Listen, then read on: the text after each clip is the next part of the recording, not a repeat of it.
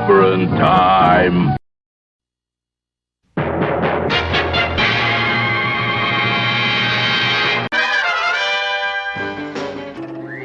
Atomic batteries to power. Turbines to speed. Roger. Ready to move out.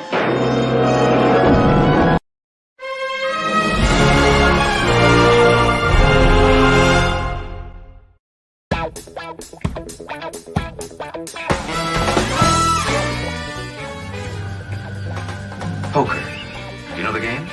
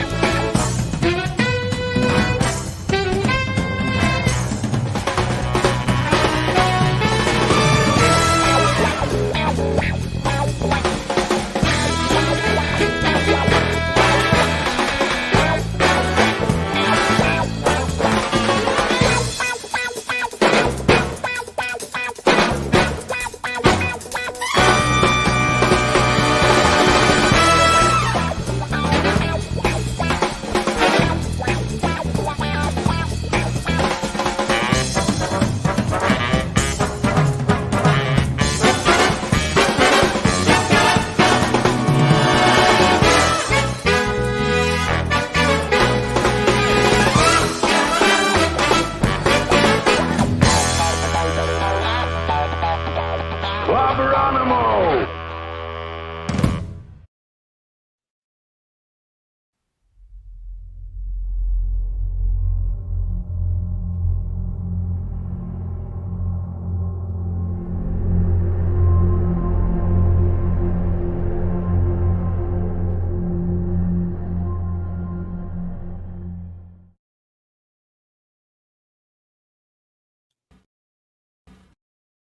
Come get some.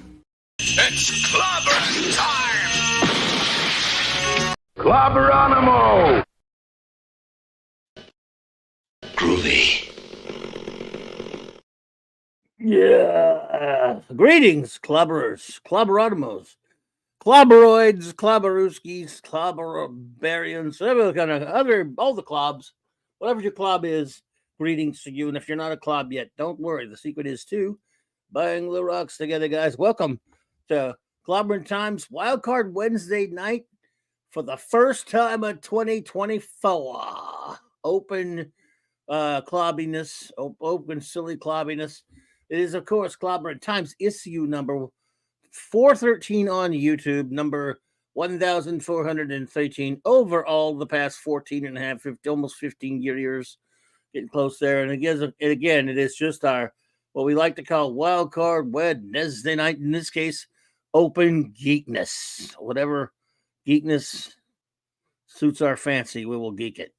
And again, just me hanging out with you, and the way it should be. Just us, just kicking back after a long day at work. I'm sure many of you had. I know I did. Well, sort of. A long day, whatever. Trying to get back into the swing of life as we try to kick off 2024 and our first Wednesday of it. So first hump day of the big new year. So it's just kind of nice to sit back a little bit. And we'll just a few things that is going on out there to talk about that I'll probably talk about. That's actually topical for a change. I don't do that very often, but I do tonight. I think I will. But first, show noties and shout outies, and then we'll get down to sort of beeswax. Tomorrow night indeed, we will be ready for the Clubhouse. Dave makes its 2024 debut, as does the wonderful, lovely, magnificent R.M. Briggs, our amazing first officer, Commander R.M. Briggs, will be here. And, of course, the great Chief Engineer, Mark D. with a C, will be joining me as we kick off the Clubhouse. That's right, folks. The Clobbies Clubhouse starts for 2024. We'll definitely be reviewing a Blake 7 episode. That's Project Avalon. And I don't know if we're going to have a Trek comic to review. I don't think we have anything, but we'll start that soon. Maybe this week. I don't know that we'll talk about some Trek. Well, maybe we'll talk about some Trek comics. I don't know that we'll have any review of that yet, but don't worry, that's coming. We'll have all that put together soon. We're having some holdups on that, but there's that, of course, and then I think I'm not sure yet. I need to talk to J-Man. I don't know if J-Man's gonna be having me on doing a special show with him tomorrow night. If not, I'm sure he'll be over there with Tom and the gang. But we'll see. But I do know that on J-Man's channel, Friday nights we have made the switch from we finished up reviewing Jack Kirby's Fourth World Saga to now starting Fridays. So this Friday, 7 p.m. Eastern Standard Time, Jay and Sean and myself, we will start reviewing the legendary Frank Miller run on Daredevil from his early days as just the artist of the book to, of course, not too long after that, taking over the art and writing chores, or the writing chores in addition to the art chores. And it's a classic. It changed comics. And J-Man, Clobby, and Sean will tell you all about it. We will chronicle the entire run, or the run entire. Not too long after that night, of course, I should hang out with the Friday Night Comic Shop boys on my good butter, the 32 Flavors of Nick Weiser's great channel. 8:30 p.m. Central Standard Time. We review and talk about comics there always, and I think we're gonna have like a big fun open talk night that night. And then it's Saturday Night Star Trek, the 2024 debut of Saturday Night Star Trek, I might add, and the return of our review format as we continue, number one and I, on our ongoing mission to review all of Real Deal Star Trek 1966 to 2005, the 735 Club, the only Trek there is, the only real legit Trek. And we will continue with 4 more episodes of Star Trek Voyager Season 4. And they are these, of course. Year of Hell Part 2, Random Thoughts Concerning Flight, and Mortal Coil. And so we're looking forward to that. And then that is, of course, 9 p.m. Central. Saturday night, same Trek time, same Clobby channel. And then Sunday nights, the return of the 2024 debut of Mark D with the C's, the Great Chief Engineers, Sunday Night Geekery on his amazing channel, 10 p.m. Eastern Standard Time. And he might even have some eatery for us. Who knows? We will see. So now let's do a little let's shout out our wrenches and then our wonderful friends in the chat. Of course, the great Eric K., the bronze wrencher himself, Chris Persia, Vindicator Wrench of the Great White North, D. Bud Martin, the Wrench of Iron, Lord Thoth, and of course, a shout out to the wonderful Lady Thoth, the God and Goddess of Wrenches. Avon lives, long live the Legion. My partner in crime on Earth B, and the wrench without fear himself, J-Man, and Legionnaire extraordinaire. Because on Monday nights, I should point out that we usually review the Legion, but this coming Monday night it'll be on Earth B, but I haven't settled on the comic yet.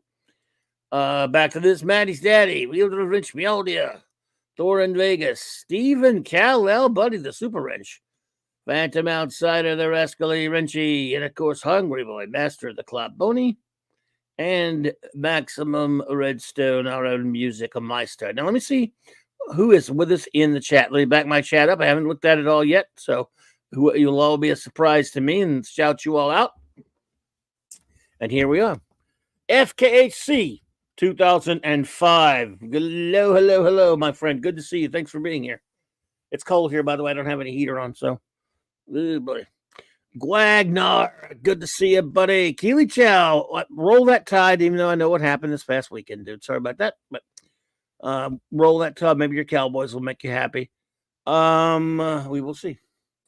Let's see. Who else? Who is up in here tonight? Das Wolfen, welcome. Good to see you. Ravenscroft, hey there. Vulcan lives. Hello. Live long and prosper. Who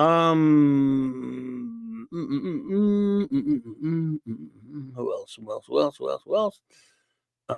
Could not be reached for further comment, my friend. Good to see you. Dave C, what is up? Wasabi. RRTNZ. Hey.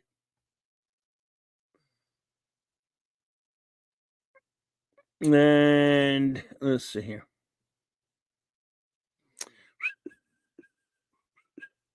CLS Studio. Hey. Can't stay, but we'll be watching your playlist of Star Trek episode. Well, good to see you, and well, thank you. God bless you, and we appreciate you. Penny, hello, Penny, my dear. How you do? Good to see you. Let's see.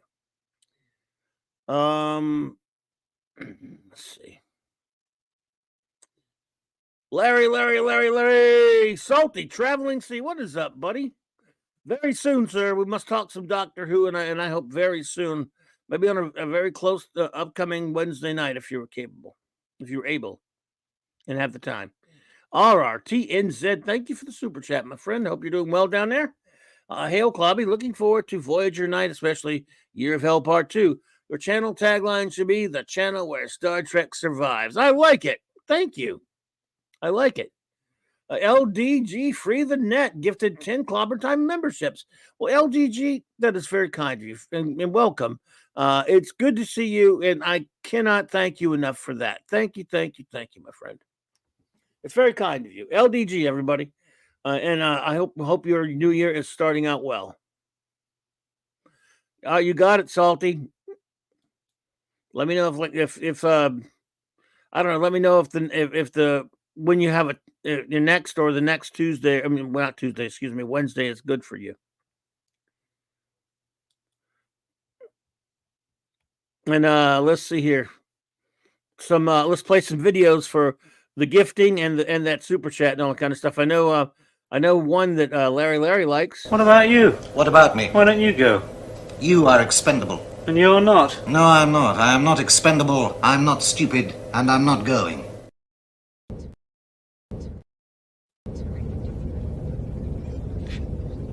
It is green. No bloody A, B, C, or D.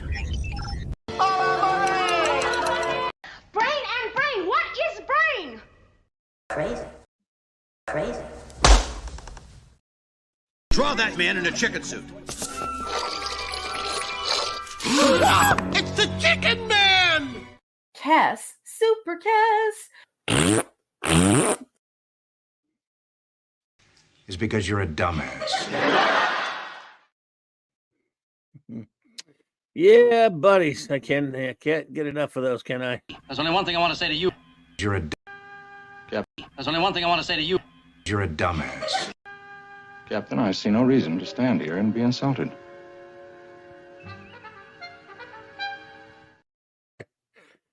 Oh, I love it. Next Wednesday, okay, I'll be in touch with you, sir. Maybe next Wednesday, I'll just call we'll just call it basically a Doctor Who conversation, sir. How about that? And thank you for the super chat, and thank you for the gifting the memberships, my friends. You're all too kind. Affinity the Avenger. What up, dude? How are you? Let's see. Up and you.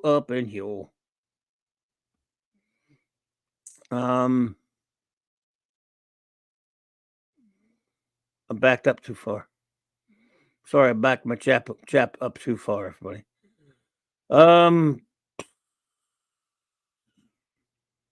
Let me get back to speed up to date. Okay, there we go. All right. Our old buddy Mark will pop in later, I'm sure. And I had a great time, by the way, tonight on Loki's. My good buddy. This morning, my good buddy Loki's Mornings of Mischief. Ace Cast Iron's here. I didn't see him. Wagner said hello to Ace Cast Iron. Did I miss you? Ace Cast Iron, did you pop in and I miss you, buddy? I guess I could have went too fast in the chat. Ace, if you're here, brother, are you going to be at the con in on Saturday in New Orleans? Because I'm going to be there. This is the last time I got to see you. It was the last con last year in New Orleans. I hope you're going to be there, but I'll text you and I'll text you.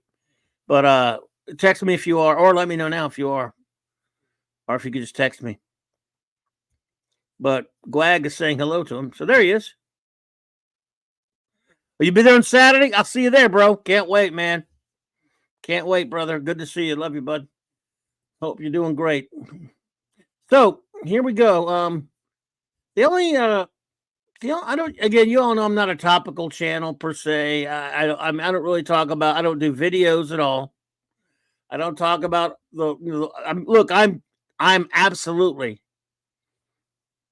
as disgusted by all the garbage, the woke, all the drivel, the woke stuff that goes on with Hollywood and pop culture in general. It's just that you have so many channels that cover that. I just never feel the need to. I'm just as concerned about it as everyone else. I don't like it. I'm right there. I mean, I watch a lot of those channels that cover it. I hang out on Tom's channel where we talk about that kind of stuff sometimes. I don't know, but I don't know, just something really made me have to, and I'm not going to spend too much time on it. But as you all know, when people do something so stupid, like Disney just did yesterday, or like, Lucasfilm Disney, to hire that person, that woman. I'm not even going to bother to read the articles. You probably all heard about it. Where a woman, whom I can't pronounce her name, she basically, they've hired a woman to direct the Star Wars Rey movie because we all really wanted to see that, didn't we? Now, for many of us, Star Wars is dead. Dead. Even as dead as it is, I've still watched some of the stupid TV shows, and they're horrible. I thought Obi-Wan was horrible. I thought Ahsoka was horrible. I thought the last season of Mando I thought was horrible. Book of Boba Fett was horrible. Andor I couldn't even get through.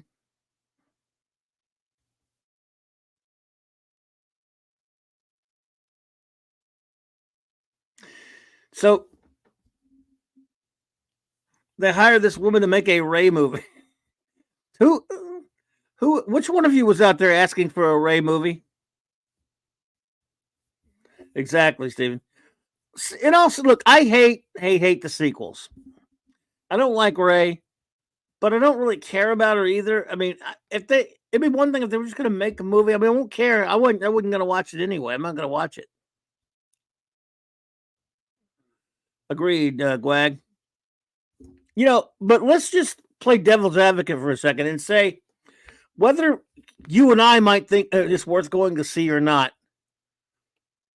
How do you hire someone that's so stupid? This is look. Then I can't. You know how much I can't stand Jar Jar Abrams. At least he waits till before the movie comes out to start pissing people off. A day after this bitch gets hired. And she is one. She's a total idiot. Here's what she said. She's out there insulting people, talking about the stupid shit. First of all, saying stupid things, then insulting people. She came out and said, it's about time in 2024. Hey, the Comet Vet, good to see you. It's about time in 2024 that a woman take over start guiding, the galaxy far, far away. Correct me if I'm wrong, but haven't we had a woman in charge since 2012? I know she's talking about directorial, but hey, let me tell you something. If she studied her Star Wars history, she would know that the original Star Wars film in 1977 was rescued by the editing prowess and genius of Marcia Lucas, George's then wife. Oh, by the way, a certain woman whose initials are KK has been calling the shots. Why didn't she hire? Why didn't she hire? When she hired Jar Jar Abrams, she hired Ruins Johnson. She hired Jar Jar Abrams again. She hired those two knuckleheads who made the Lego movie until she had to fire them and bring in Ron Howard on the garbage Solo movie. She hired Gareth Edwards, and then didn't she fire the dude off for Rogue One too? and then she did hire a female director, Patty Jenkins, and then Patty Jenkins makes a stinker like Wonder Woman 84, and they take her off of the Rogue Rogue Squadron movie. So yeah, Deborah Chow directed some Obi-Wan episodes. That's right. So did the lady Ron Howard's daughter, Bryce Dallas Howard. So, okay, she might be, because this movie hasn't been made yet. She might be a woman who becomes the first woman to direct the Star Wars. But hey, women have been choosing what's going on in Star Wars for certainly since 2000, really before that, but just since the mouse took, Lucas sold us all out to the devil, the mouse. So this woman's insane, and then she did an interview where she says she enjoys making men uncomfortable and intimidating men. She hates. Basically, she came out and said, "I hate men." She said, "Men, I hate you. Don't go watch my movie." She didn't say She didn't say, yeah, the white slaver's right. She didn't say it in so many words, but she did say. Now, of course, there were no men on the stage because Jon Stewart can hardly be called a man. She said to Jon Stewart and some other women, she enjoys making men uncomfortable. So you're putting this, and by the way, she's made a documentary and a bunch of she's a journalist activist. You're putting an idiot, inexperienced moron who doesn't even know how to speak diplomatically about a movie that she wants people to come watch in charge of your $300 million special effects extravaganza that you expect to make over $1 billion, and you put this idiot in front of it. You put this moron as a director who's so stupid, she comes out insulting not more than half the audience, because the audience, I hate to tell you, the prevalent audience for Star Wars is male. I'm sorry. There are many women who love it, and that's fine. But let's face it. The predominant audience for Star Wars has always been male. And you're going to come out and say more than half of your audience, by a long shot, we're going to come out and insult them right now. That's, in any other business, is someone you hire to do your business starts insulting your customers, they don't last too long, do they? This horrid, just disgraceful, ugly bitch came out and attacked men. And it does piss me off. Not because, hey, Star Wars was already ruined. So it's not that I care about a Rey movie. We know a Rey movie is going to be a piece of crap. That's one, we all know that. But if she'd come out and, hey, Max, what's up, buddy? If she had come out and acted like a human being and just said, well, we're going to try to make a good movie. She didn't do that. She didn't come out and say, look, I like Star Wars. I'm so honored to be given this responsibility. I want to make a good movie that everybody can watch. Then I could go, I don't like Rey and all that stuff, but that's okay. Well, I'm not going to watch it anyway, but that sounds nice, at least. At least it's human. She came out like a crazy person and said, I got this job, and it's about time women were allowed to do something on Star Wars. Women have been running Star Wars since 2012. A specific woman and all of her women who work for her. The Force is female. Are you insane? Are you that stupid? And by the way, Kathleen Kennedy, are you that? Well, you apparently are that stupid. Kathleen Kennedy, put a chick in it, make it lame and gay. Hey, are you out of your mind? Allowing that the first day they announce it, they can't even behave themselves for 2 hours when they announce a new movie. They want to start out with the bad, the bad politics of it, the bad vibes, I mean, really. You want to make bad press for yourself immediately out the box by first of all, by appointing a crazy person as the director with no experience. No experience. She has nothing. She's made a documentary. You're gonna put her in a Star Wars movie. Hey, I hate Jar Jar Abrams. The guy made a lot of movies. He sucks.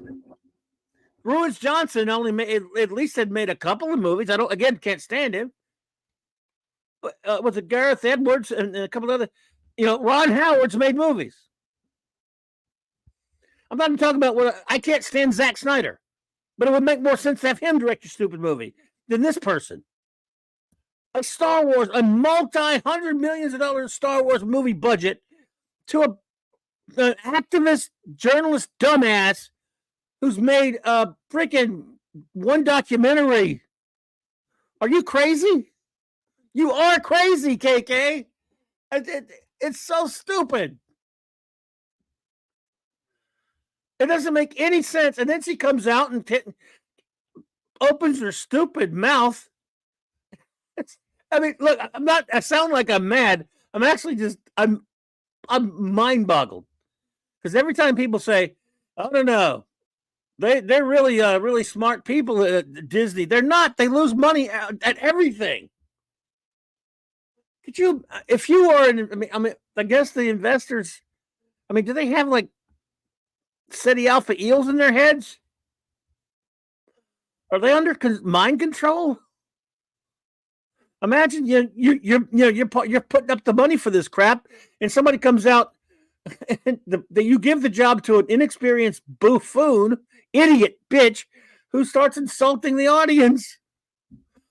Like, don't come watch our movie that we're going to spend $300 million on. Oh yeah, Jesus Christ. What this woman said on camera reminds me of every movie villain who announces the hero of the story their evil plans. Yes, good point. Come on, Clobby. She did Miss Marvel. Did she do Miss Marvel? I don't think she did. She's not the one that did Miss Marvel, is she? No, not that one. No, not the one directing this movie. Touted her 2 Academy Awards, 2 short documentaries. Yeah. She's an activist, a political activist. She made 2 that won Oscars. One on a Pakistani woman who was sentenced to unaliving for falling in love, a 40-minute runtime. Yeah, that's a Star Wars movie right there. This is SETI Alpha 5. SETI Alpha 6 exploded 6 months after we were left here. The shock shifted the orbit of this planet and everything was laid waste. Oh, that's right. She directed 2 episodes of Miss Marvel. I'm sorry. She's totally qualified for Star Wars. It was only the fact of my genetically engineered intellect which allowed us to survive. On Earth, 200 years ago, although it's 300 years now because they changed it in the last movie, I was a prince with power over millions. Captain Kirk was your host. You repaid his hospitality by trying to steal his ship and murder him. You didn't expect to find me. You thought this was the Alpha 5. Why are you here? Why? Anyway, yeah, they got City Alpha eels up their goddamn nostrils. So there you go. This, when you think Disney can't get stupider, and they're not even hiding it. They're like, hey guys, we hate you for bitching about Star Wars for all these years. So we're gonna make this movie. We're gonna just tell you up front we don't want you to watch it. Okay, you didn't have to talk me into it. I wasn't gonna watch it anyway.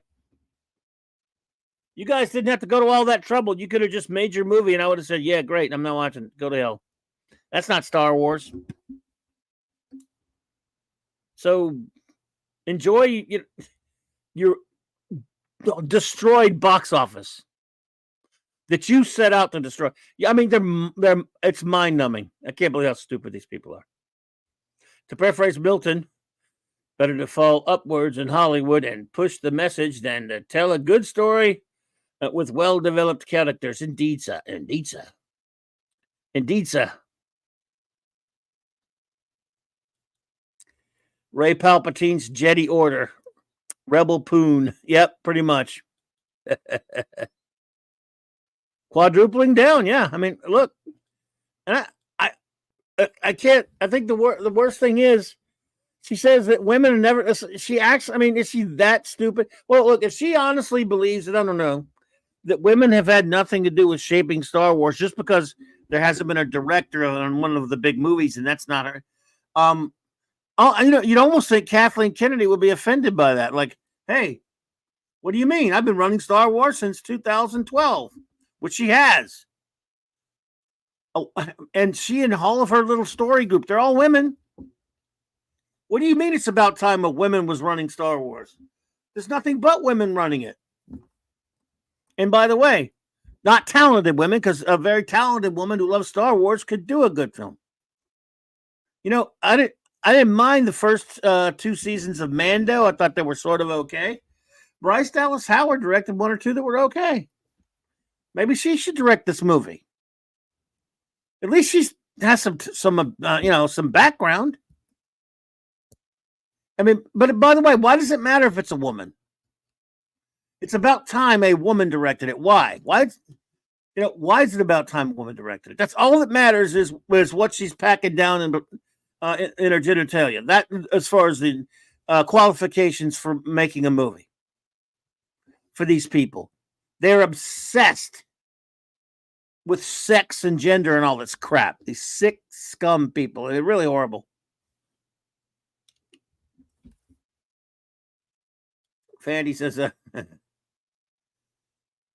I bet you could win an Academy Award with a short story documentary on the first woman who directed a Star Wars movie that tanked worse than the Marvels. That's going to happen. It's going to tank like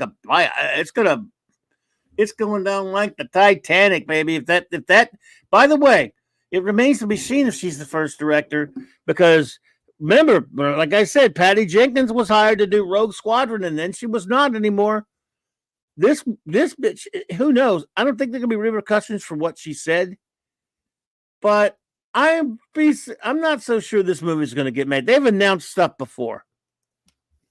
Where's the Acolyte? They say the Acolyte's been made. By the way, that was made by women, and it's been made, I think.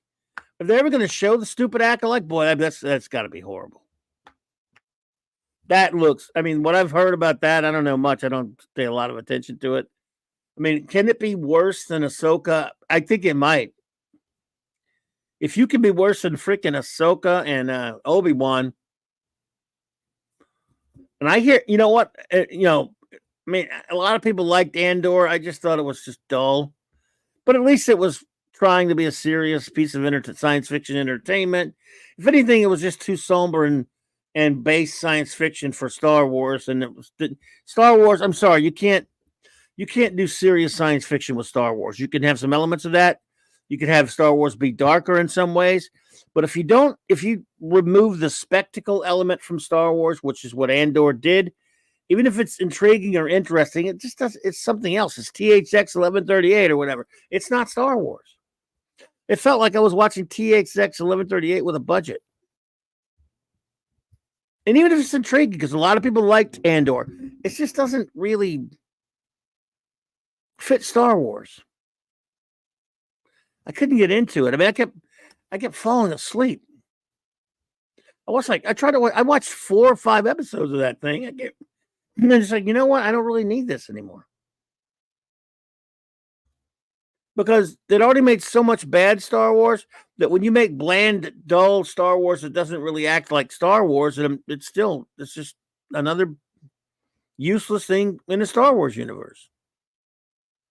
I get some people thought it was pretty good, and I'm not saying I think it may have been interesting science fiction in some ways to some people, but I'm like, I don't know, it needs to be Star Wars to me.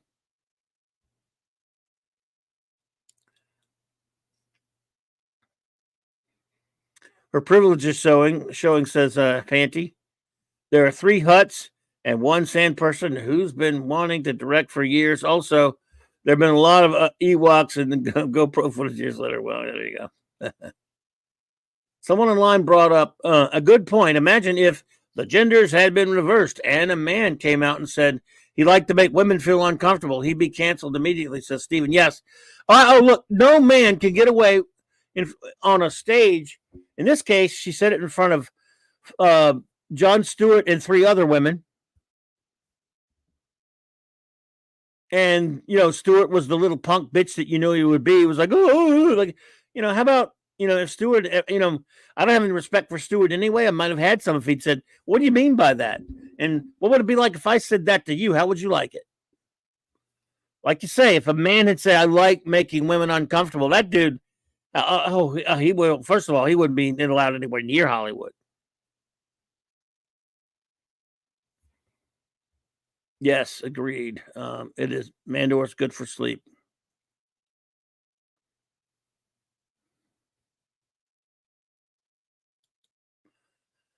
You want to sing the nub nub? No nub nub. Look, that's the only thing in the special editions I was glad of, that they got rid of the nub nub. I'm sorry, I hate Ewoks. Here's RRT and Z says, I really enjoyed Andor. Okay. It was John Le Carre Star Wars. John Le Carre Star Wars. Tinker Tailor Rebel Droid. Gotcha. The main character was dull, but they could do a whole show about the Imperial Intelligence Unit in Sayas Coruscant. And you know what? If there had been a lot better Star Wars out there, I guess I could go with it, because they do like ancillary books and stuff. It's just, like I said, when you make a Star Wars, like in a book, for example, it's pretty cool. When you make a Star Wars film, or in this case, series, Star Wars has a certain thing. See, Star Trek has many sublime episodes that are brilliant, where there's no real action, but there are science fiction ideas, concepts, and story structure. Star Wars is not really supposed to be that. It's not supposed to have the political undertones either. It's kind of supposed to be about spectacle. That's at its heart. And when I watch something with all those great machines and all that stuff like that, that's called Star Wars, I expect it to be like that. When they differ too far from it, it just kind of throws me off a little, I guess. However, if there had been better Star Wars being made, maybe it would have been an interesting thing. But like you said, you loved it, and a lot of people did, and I respect that. I never said it was bad. For me, it was boring. So maybe that makes it bad, in my opinion. But I did note that a lot of people do like it. So, people should just make up their own mind on that. But again, I'll say this about it. It looked like it was made by people who genuinely wanted to make something interesting. Unlike Ahsoka and Obi-Wan. I think of all those shows, I think I hate Obi-Wan the most. In fact, I know I hate Obi-Wan the most. And here's why. The biggest thing is the degradation of the character of Obi-Wan Kenobi. He is so trashed in this thing. He is belittled. He is defamed. This is on a level with Last Jedi or Man of Steel character assassination, in my opinion. I can't take him seriously. They made him an absolute joke. And I guess part of me is a little spoiled, because there was a pretty good book called Kenobi that took place, that was a part of the EU, that chronicled, his life, a chunk of Obi-Wan Kenobi's early life on Tatooine, and it was such a much better story. Because it actually was a story, for one thing. This wasn't a story. Obi-Wan Kenobi show was not a story at all. It was an excuse to play around with the characters. I really hated it. I got to spill. Damn it. What'd I do? I spilled stuff, folks. Damn me.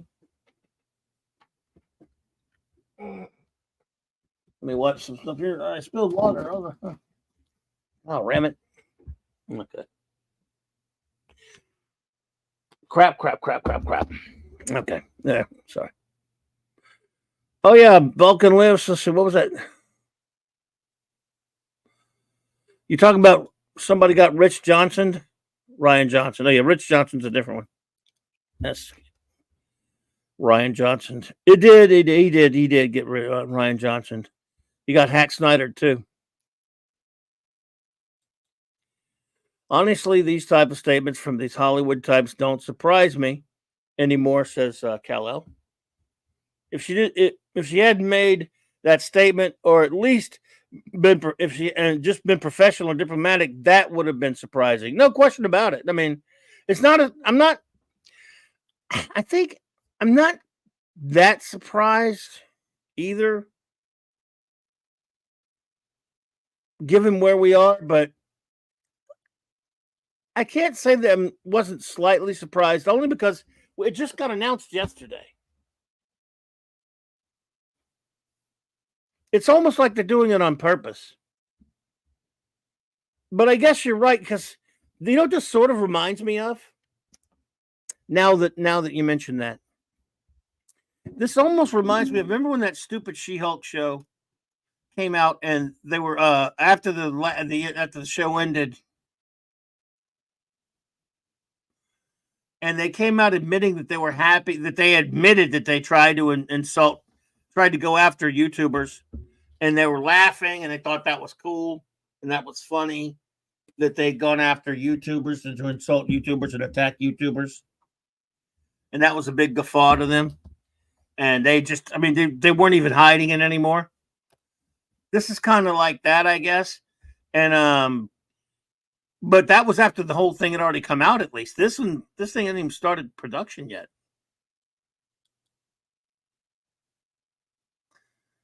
Fair play on Andor Clobby. At least it doesn't degrade or ruin legacy characters or shatter canon. Yes. But yeah, it isn't as fast-paced and spectacular Star Wars usually is. But no, I also understand where you're coming from. Absolutely.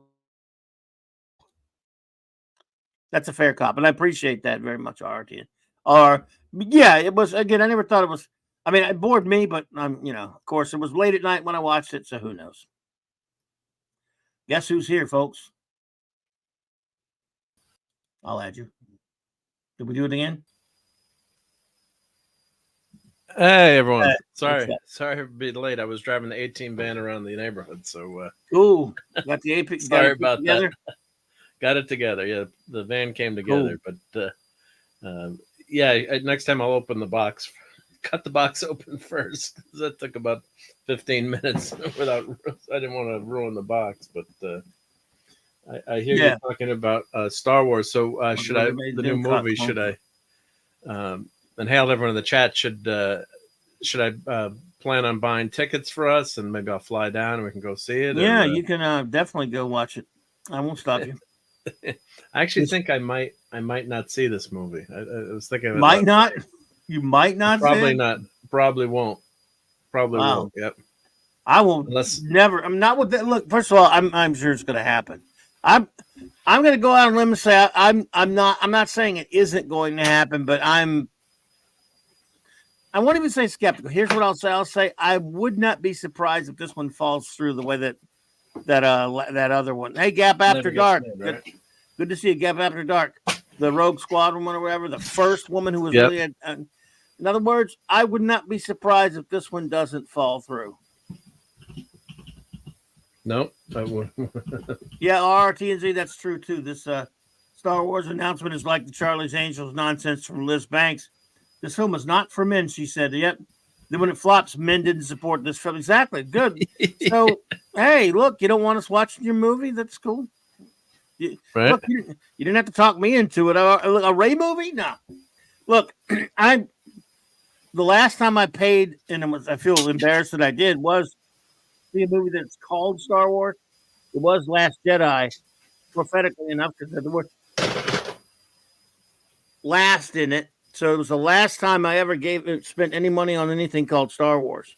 You didn't see the rise of Rey Palpatine? Well, I watched it. I sailed some high seas. I sailed some high seas to watch it so I could know what happened in that horrible, horrible movie. but I did not pay a dime to walk in there. And if you told me there would ever be a time, no matter how bad, Star Wars had gotten, actually, with that, I would have said, no, it's not possible. If anything, I'll go see it. Because I sat through I hated The Force Awakens just as much as I hate Last Jedi. However, I went to see Rogue One and kind of liked it. So I said, who knows? Maybe this one, maybe it'll be better. I don't know this Ruin Johnson guy. I didn't see his movie Looper like everyone else, but it can't be. And I also was based on the premise. Well, there's no way it can be any worse than it could be worse than Force Awakens. Adrian James, hey there. Yeah, it was worse. And I actually don't think it was worse. I think they were equally horrible. Yeah, they're both horrible. If you look at the damage of Force Awakens and Last Jedi, the damage is comparable. They're both trash. Because one destroys. In fact, you can make the case. Look, Force Awakens was supposed to be, we're getting the crew back together one last time. And then it doesn't. First of all, it cheated us of that. Yep. It cheated us of getting any Luke into the last 2 seconds. It destroys. And first of all, it not only trashes the character of Han Solo, turning him into a stupid, deadbeat dad, horrible character. After they get through making him horrible and despicable, they murder him. His retarded son runs him through with a lightsaber. His moronic son. Your Muslim uncle. Hello, hello, hello. Yeah.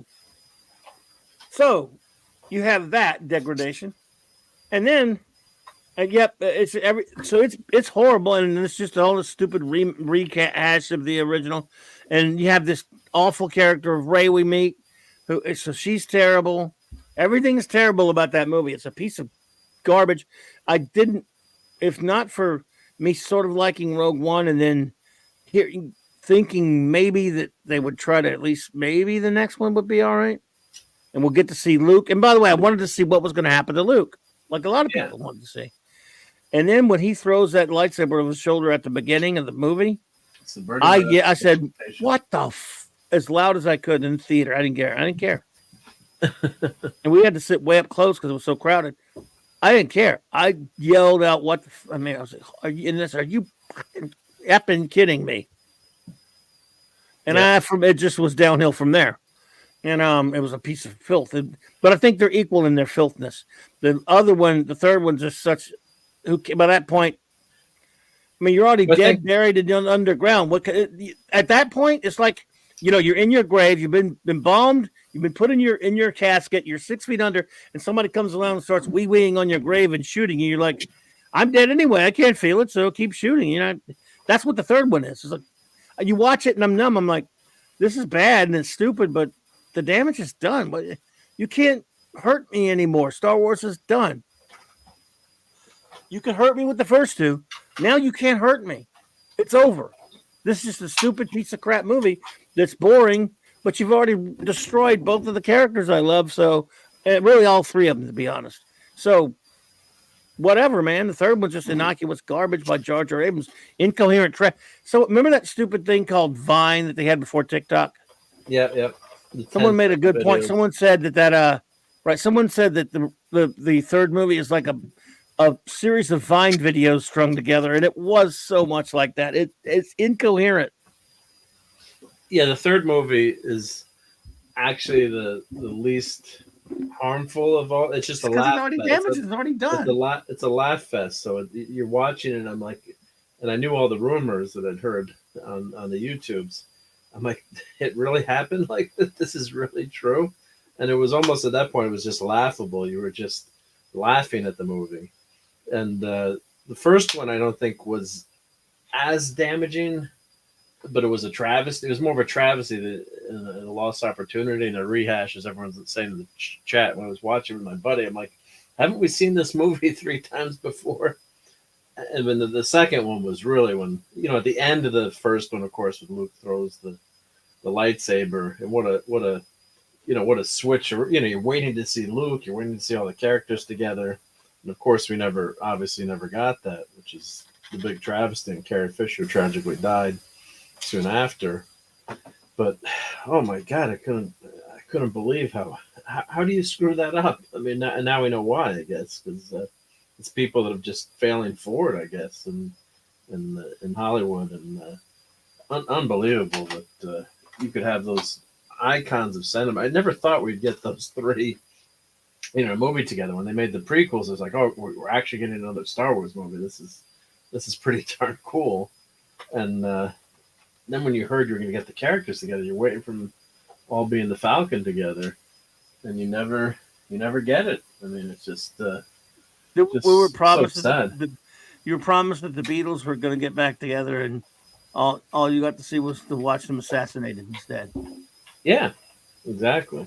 The third movie was just such a joke. It was laughing in the movie theater.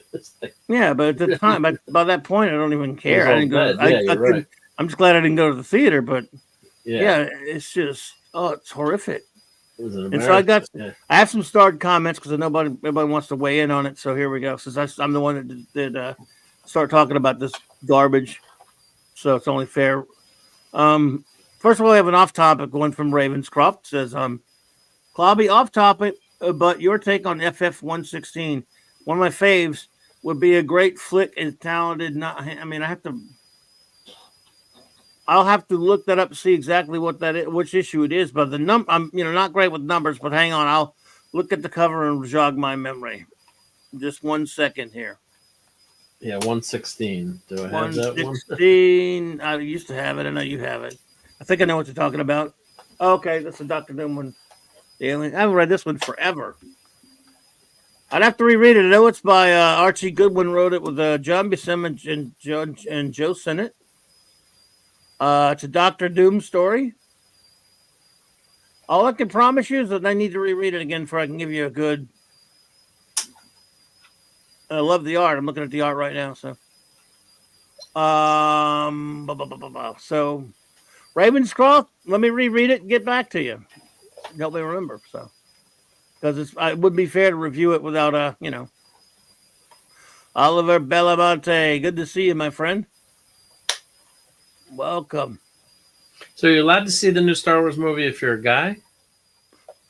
No, she said she wants to intimidate men, so men don't go watch it. Good. That means 90% of your audience you just insulted and not going to go see it. Good luck. You know what reminds me of that? I don't like, I'm not the biggest fan of Christopher Nolan's Dark Knight movie, the second one. But there's some good stuff in there. I love that movie. It's one of my favorites. There's one scene that's one of the best scenes you're ever going to see. And it's when the guy decides to blackmail Bruce Wayne, that Mr. Reese, and he says, "What are you making for him now?" And to Morgan Freeman's character, Lucius Fox. He said, "I want $10 million in cash, whatever." He goes, "Let me see if I get this straight. Let me get this straight. You think that your boss, one of the richest, most famous, most powerful men in the world, runs around every night beating criminals to a pulp with his bare hands. Yeah. And your plan is to blackmail this person? Good luck." And the guys look at his face.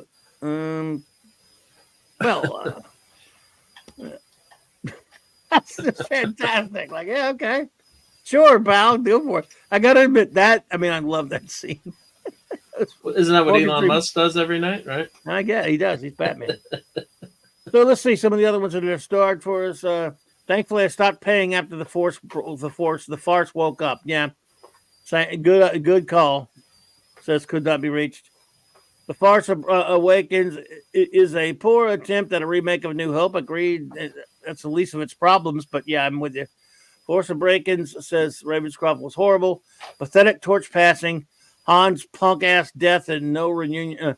It's a piece of trash. I hate it. Hated it when I first saw it. And I knew people who they were mad at me.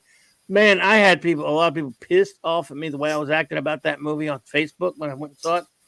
And there were a lot of people. I knew some friends, dear friends that I like, were saying they were going to see it over and over again. I never liked it. There were a lot of people, don't get me wrong, who didn't mind it then, don't like it now, and they changed their mind. I've changed my mind on movies, so it's fine. And I've had a lot of people, the Woke Breaker, what's up, folks? What's up, buddy? I've had a lot of people told me that they just changed their mind on it after a while, which is, I understand it. I mean, it grabbed them in the heart. But I'm talking about the people who were like I knew some cosplayers that went like 5, 6, 7 times that first weekend. So I'm not talking about any friend of mine that I know that well, but I'm talking people that I was acquaintance with that were cosplayers that told me they went like, and one other guy that I knew that lived out of town told me that lived like up north that I was friendly with, that he still loves it, but he calls himself a Star Wars apologist, and he knows who he is, and I love him, but don't be anything apologist. That's just me. That's just weird. Yeah, but it was a huge deal. He's a Lucasfilm apologist, a friend of mine. Yeah. Who, by the way, I like him. Yeah. But man, oh man, don't be an apologist for an idiot like that. RR says, I argue that The Force Awakens is the worst of the sequels. Hey, look, no argument.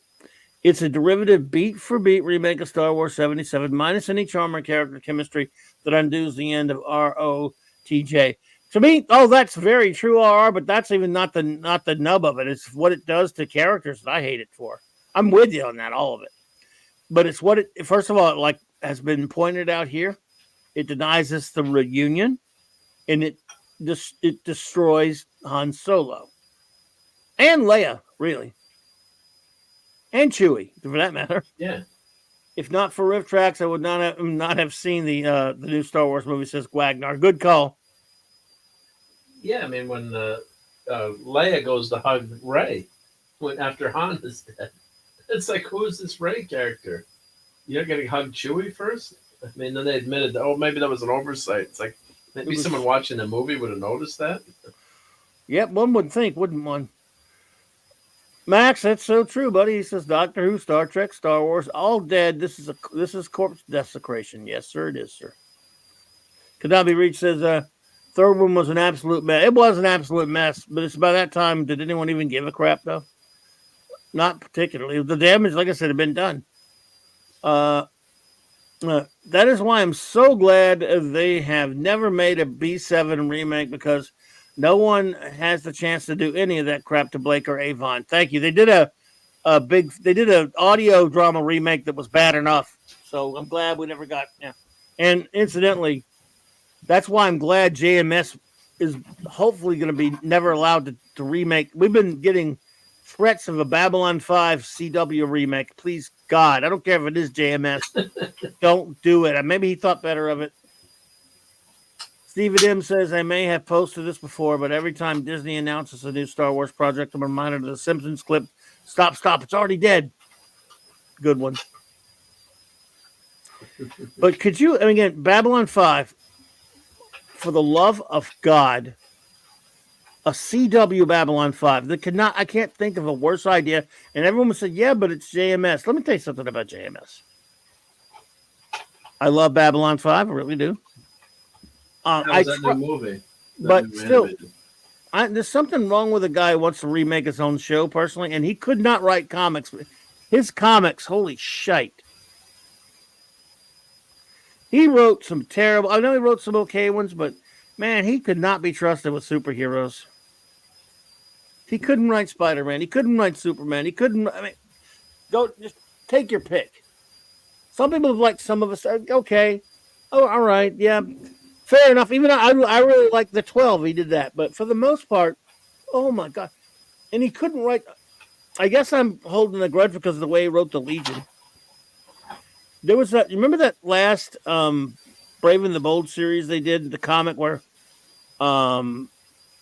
it was in like a high quality paper format, and George Perez did the first few, and they had Batman, but then they put other characters in there as well. I don't know if you remember that book from the early 2000s, mid 2000s. Well, it was a pretty good comic for a while, yeah, and then they did. Straczynski came in. Oh yeah, his Thor. I didn't read his Thor, but I read his FF. His FF sucked. Did Straczynski do Supreme?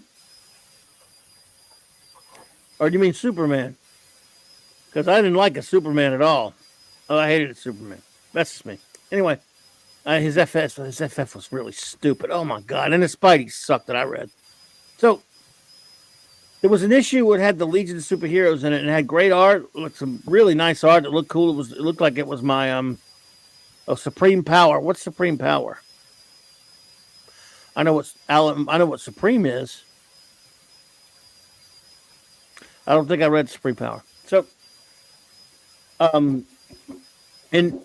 I read again. It had great art, right? But I was like, wait a minute. After reading them, have you ever read a Legion comic in your life, JMS? Then the next issue had the Legion of Substitute Heroes. Again, I'm reading it like, yeah, they look cool. They don't act like they don't act like the characters. The Squadron Supreme Max series. Okay, thank you. I like Squadron Supreme, but I never read the JMS one. I'm probably glad I should. I don't know, because I just don't trust him. I love the 12. He did a series called the 12 that I really liked.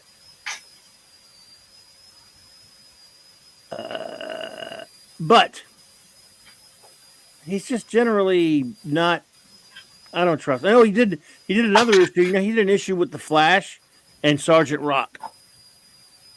And Barry Allen went back to World War II times. And it was an interesting story, but it was kind of like, I don't know why you're doing this. I mean, it didn't really. I don't know. It just was kind of weird. And he did one with the Atom going inside the Joker's head to save his life or something. That old thing, like, fantastic, fantastic voyage, which they've done before with the Atom. So yeah. Are you hearing anything from my mic? Or does it sound okay? No, you sound good. Yep. Making sure I think I had some issues earlier when I went on with Loki. No, it was sounding good on. Thank you. I joined on Loki too. Yep. Well, so no, I'm talking about this morning. They told me, but anyway. Oh, okay. Looks like Walking Dead actor Steven Yeun won't appear on Marvel's Thunderbolts, as rumor says he'll probably play Sentry. Says Oliver. Yeah, I heard. Hey, Son Lee, hello there. Bit of whiny feedback from the mic. No, I'm hearing that whiny. That's coming from Mark's. Oh yeah, you hear feedback from me? Sorry. It's like a whistling. Oh, maybe I don't have the noise canceling on. Let me check. Oh, okay. Yeah, that I'm hearing. If I'm hearing it, then it can't be for me. Cristobal de Gumi. Hello, Cristobal. Hello there. Welcome. Sounds like a teapot, they're saying. So I'm hearing that too. Yeah. How's that? I switched mics. Is that better? Stop my whining. I can hear it, but it's a little bit better. Well, maybe I'll pop out and pop in. That's weird. It is weird. Try it. See what happens. Let me see if I'll leave. Yep. Remove. See if I can hear it when you do that. Okay, everyone, are you hearing it now? I don't hear it now. So let him pop back in and see. You there? Now is it still whining? It's much quieter now. Now it's okay. What about now, everybody? Because if it's there, it's so faint I can't tell. We're good. They're saying better. Okay, isn't that okay? That's strange.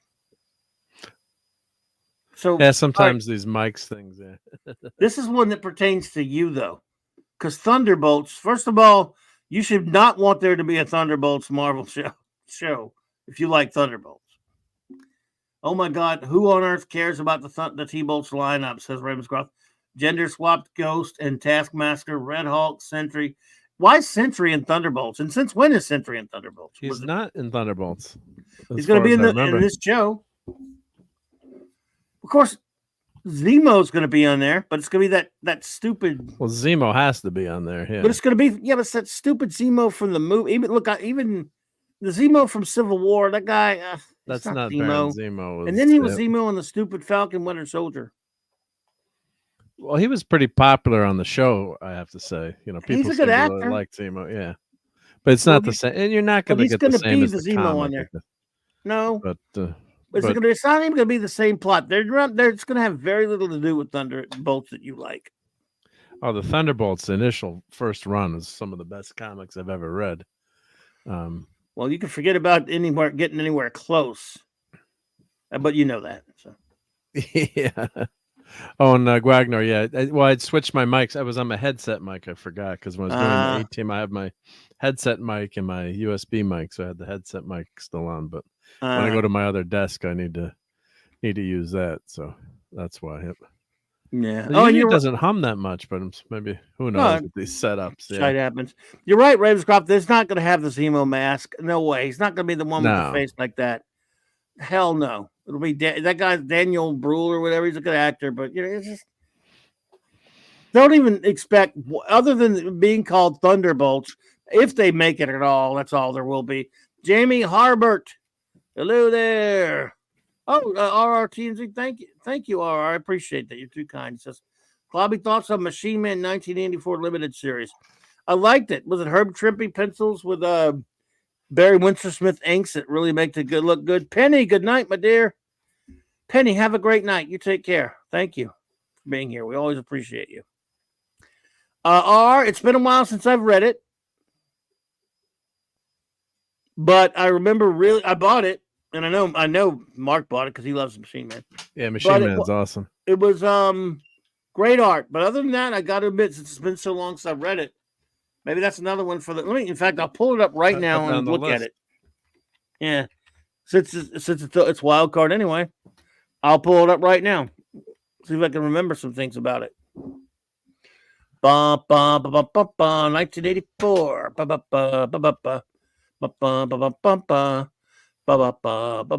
we go. Great cover. Oh, Tom DeFalco, Herb Trimpe. Well, with DeFalco doing it, maybe I won't reread it. Nah. I like DeFalco. I know. That's why I said that. Spider Girl. Got me. So, RR, did you like it? All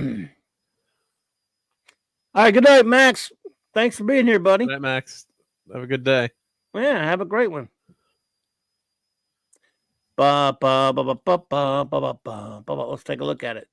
The Herb Trimpe pencils, but Barry Windsor-Smith can, spice up anything. So what did he say? Machine Man. Machine Man. Yes, that I can tell that's Barry Windsor-Smith just from that top section there. That's Smith. Well, yeah. Oh, God, right? Yeah. With all the wires and you just know that's either Wolverine's going to show up or Machine Man. The comic T-Bolts, at least the Busiek run was awesome, says Ravens. The Parker run was okay too. I read I'm a Busiek fan, so I had to buy the early Thunderbolts. I was never that big on it, but I bought it because of him. What's the point of Thunderbolts movie? The Thunderbolts were originally villains masquerading as heroes. The MCU does not have any good villains in the the premise is. I'm telling you, I don't see how they're going to be able to use that premise, so they're just going to discard it probably. Yeah, because they were a team that came out of nowhere. Well, was Hawkeye in the original group, or was he added later? He was later, wasn't he? He was later, I think. Yeah, I mean, it's been so long, but I just remember when they came out. A good guy. Bad guys pretend to be good guys, right? So they all had alternative identities that you knew as the reader, but everyone else didn't know. And of course, then they become good guys, which is the plot twist. And Harry Osborn was in Norman Osborn was in charge of them for a while. Then Hawkeye came in, and one of my favorite issues is actually Hawkeye becomes a team leader and he's training them. And he takes down all the full team, even though he's like, I don't have any superpowers, but I'm going to take you out. It was just so well written. And, he just dismantles the whole team after he's able to escape out of the Christmas tree. But it was just so well written. And the characterizations were great. You had Moonstone, Screaming Mimi. Who else was it? Mac 5. So great characters had long arcs, and they had all screwed up, but then they were, working to redeem themselves. So that was the twist. They're pretending to be bad guys, good guys, and then in the end, they actually end up becoming, good guys. The later issues weren't as good, but that first run, I think, was in the FF first. Were they in the FF originally? Who? Thunderbolts? I always forget. No, wasn't it Hulk or something? Or was it Hulk? Didn't Peter David first do it?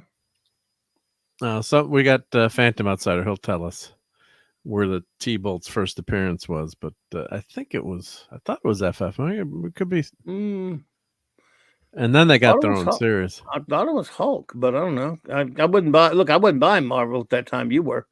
So this, I tell you what, I love Harv Trimpe. You just see no Trimpe in this at all. It's almost, he did the layouts, and man, this is so overpowered by Barry Windsor Smith, which is not a bad thing. I mean, even though I love Trimpe. I might have to reread this since it's been like I had him, I bought him. Never liked. Yeah, that's Windsor Smith. Yeah. Yeah.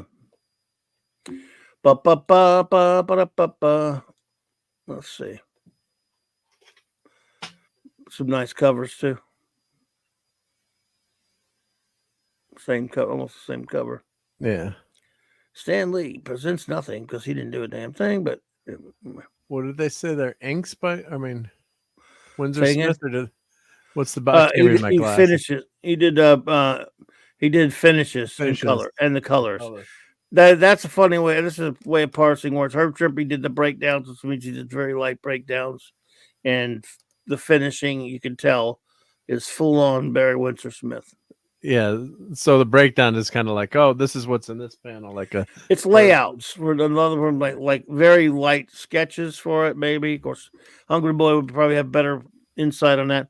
Bobby De La Ghetto, good to see you. That Machine Man miniseries would make a good show. Yeah. It was pretty cool now. The art is the standout, obviously. The art in Machine Man 84 is beautiful. Barry Windsor Smith. Good story, too. Introduced Arno Stark as Iron Man 2020. Yeah, there you go. I loved it, especially the ending and a bit ambiguous. There you go. Well, I've not read that in a long time, RR. And in spite of it being written by Tom DeFalco, I might reread it again soon. I'm just saying that for Mark's benefit since he likes DeFalco's. You got me. Nah, it's all right. But where, it's a shame they don't have any ideas they could use for Marvel. So that's why they've ran out of all their ideas. So that's why they're doing an Echo miniseries. Yeah, someone showed forgot where, I saw a clip of a fight between Daredevil's on there. Yeah, that leaked. Yeah, you wonder if they leaked that just to generate excitement. Yeah, because remember I said I wasn't going to watch Echo. Now that Daredevil's on it, I have to watch it. Damn it! I mean, even with D'Onofrio's Kingpin, he's going to be at that con. I'm going. He and Daredevil are both going to be there. Even with D'Onofrio, I was going to go. Man, I'm not watching that. I don't care. They got and now they got me because Daredevil's on there, and the fight scene's stupid, but at least he's wearing the real Daredevil costume.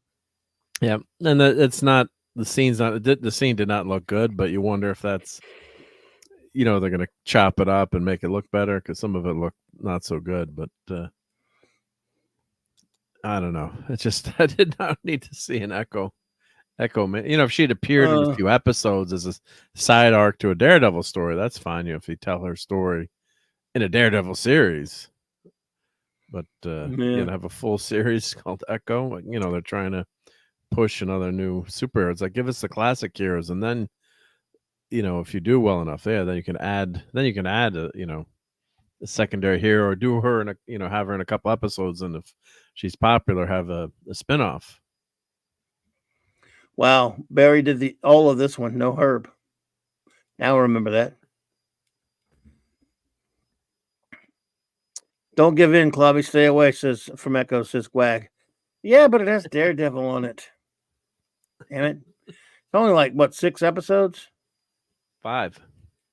5. Okay. You watch it all in one night.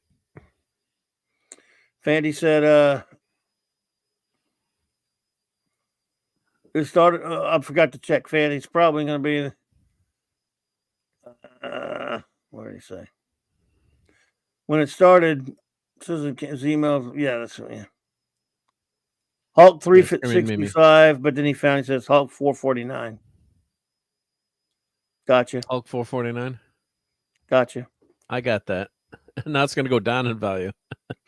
Well, he overwhelmed Herb Trimpe on those issues for sure, but this one he just did the full bloat there. And even he's credited as the plot too, because he did a lot of writing in his time. Yeah, you could tell he did it all here. Beautiful. I love this work on Solar Man of the Atom, of course. Yep.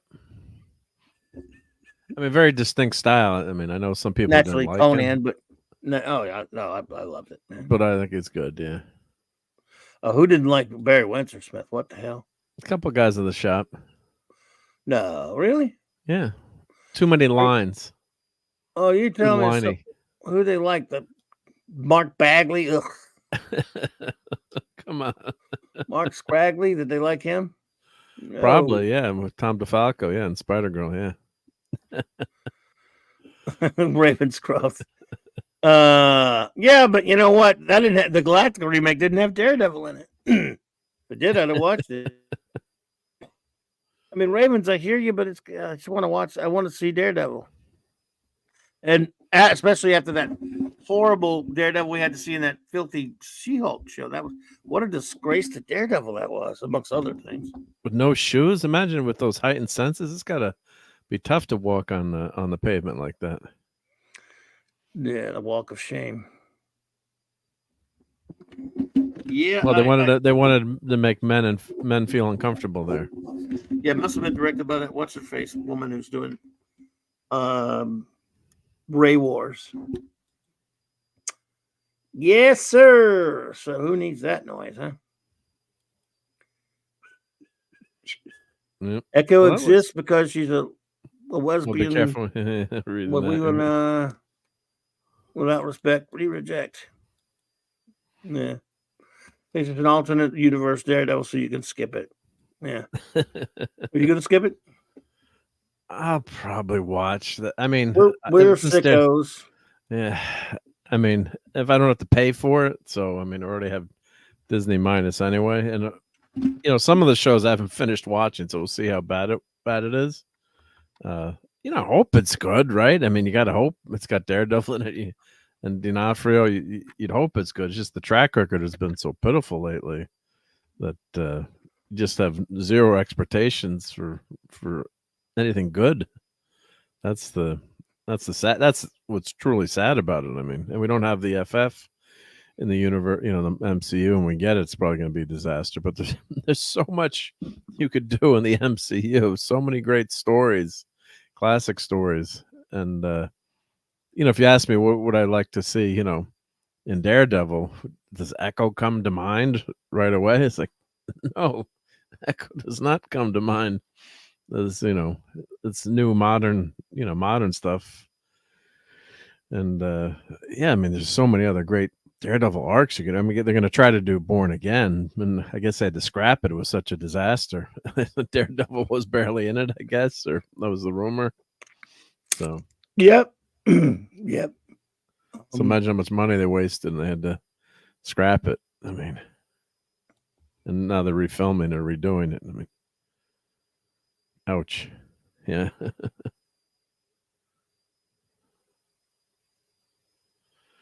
So what you got up there? Brave and Bold,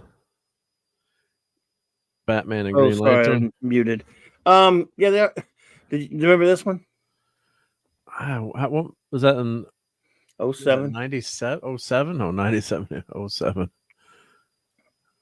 Back when DC was still doing yeah. some pretty good stuff. Perez, yeah, this was actually pretty cool.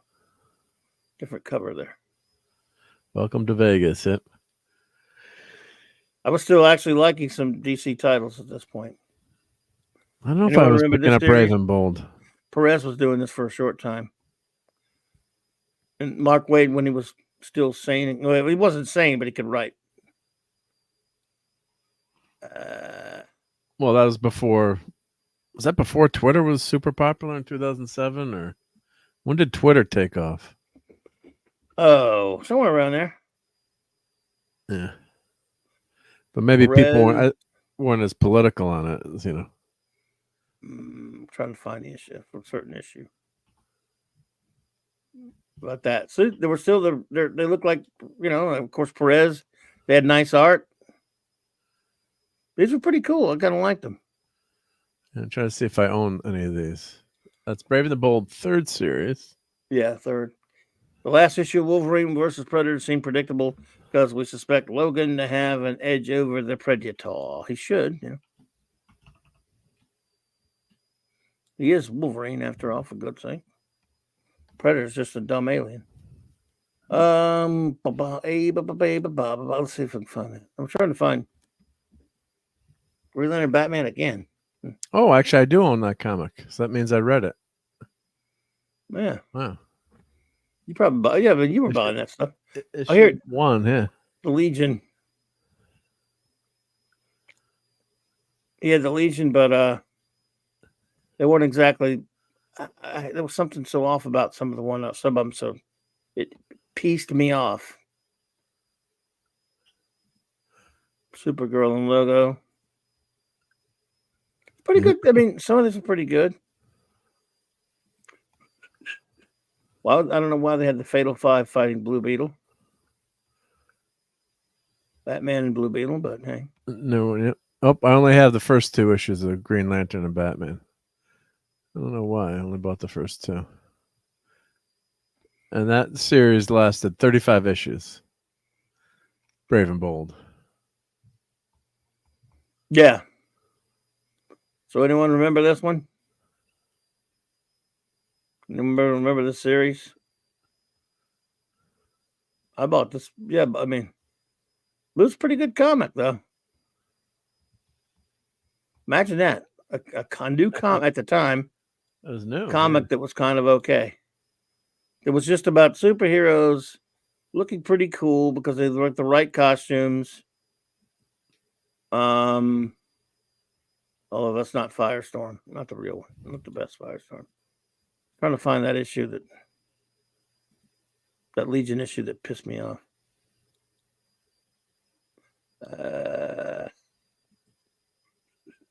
Flash, Golden Age Flash. Yeah. They were not the proper ish. They were not the proper ish, Clobberin. I'm not. What do you mean, Fanty?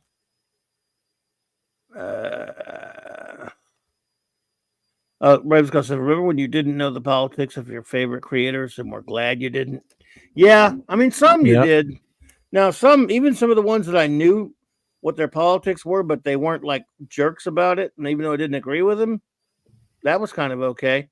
Hey there, Don Ranger Power. What's up, buddy? Hey, Don. Yeah, like George Takei. I loved his, postings on Twitter, and was it Twitter mostly, I guess, or Facebook. But then just sometimes I just don't want, whether you agree with him or disagree, I don't want politics from George Takei. That's not. I loved his humor and all the Star Trek stories, and then just became too much. I mean, it was just, I'm like, I don't, I'm not enjoying this anymore. That's not why, it's not like he's a famous lawyer or college professor or, I think a lot of people think that way. Some people obviously love hearing that stuff or want the politics from their creators or entertainers, but like William Shatner just totally stays away from politics, which is great, thankfully. So I don't know. I mean, maybe I disagree with him or agree with who the heck knows, but that's really don't need to know. So, no, I hear you. So I'm trying to find one particular issue. I'm not a robot, you bumholes. Maybe I missed it. Let's find it. Where are you?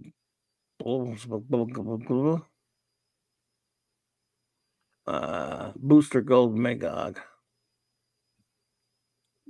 I'm getting toward the end of it. Hey, man. Well, I'm not a robot. I'm a human being. Are you sure? Yeah. Maybe. Oh, yeah. This is the one, the Blackhawks and the Flash. That's right. It was kind of weird. This is when they brought it back for a while. It was a weird comic. It was interesting, but it was weird. And then maybe it's the next one.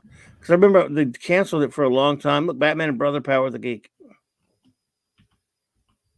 Ba ba ba ba ba ba ba ba. Batman. Green Lantern, Dr. Fate, another weird issue.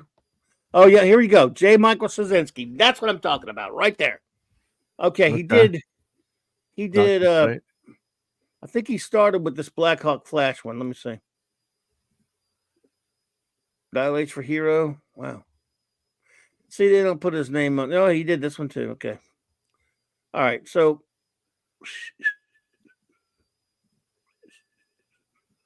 where are we at? All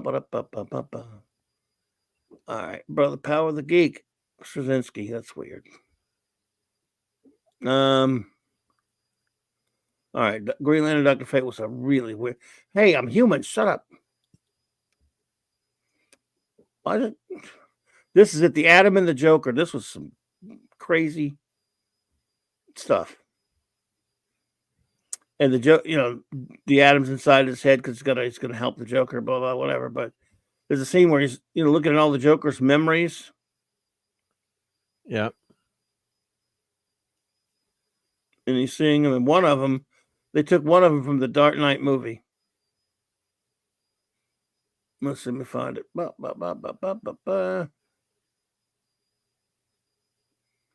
There it is. Look.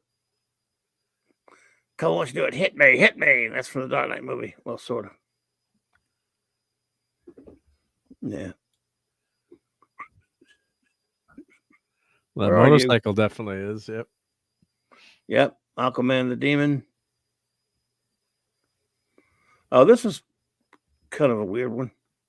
It was interesting, but it was kind of he doesn't know how to write within character that well. How many issues were this? 35 or 36, I think. This is it. Okay, the last two. He did Doom Patrol and the Legion, and it was my Legion. Art is phenomenal. God. Yeah, he did some Jesus Says, whatever his name is. Yep, he's Tobar the robot. What is up, my friends? See, that's why that robot thing was happening to me, because he's here. I hate those questions. I can never visit certain websites. Thank you, Tobar. Now, wow, Wes Cagle, good to see you, my friend. So now I know why it was going after me, because you're here, dude. Yeah, what do you answer, true or false? What if you are a robot? Yeah, I am a robot. Yes. Yeah, I lied. That's not fair. Discriminate against robots. Just saying, Mark Waid wrote Kingdom Come. He did, which I've reviewed on this channel, by the way, and I love it. Kingdom Come, possibly a DC's best story, and the return of Barry Allen, the best Wally West story. I have some issues with that one, but he may be nuts. What? No, look, he's written some great comics. He's a good comic book writer. Just an awful human being. Just might not want to follow his Twitter feed. Yeah, he's an awful human being. So he gets pretty nasty on Twitter. Yeah. Yeah. Dream Girl looks good. So I read this thing. I haven't read it in a long time, but I remember reading this and going, wait a minute. Did you ever read a Legion comic? I mean, ever? I'm not going to not go through it, but I'll just say it. But then the last one, when he had the subs, Inferior 5 and the Legion of Substitute Heroes. Again, I thought this is going to be, they look good. It's going to be funny. The story is so stupid and so out of character for the Legion of Substitute Heroes. Now I want to go back and review them with J-Man. In fact, I might do that one day. If you understand where I'm coming from. Yeah, yeah. I hate those questions. I can't believe it. Isn't that weird it never happens to me on there on the site that much? It happened once or twice. As soon as our robotic pal Tobar shows up, that site knew he was here. What do you think of them apples? Yeah. How do you like them apples, Charlie? How'd the van go? Oh, good. Here, let me show you. Van go.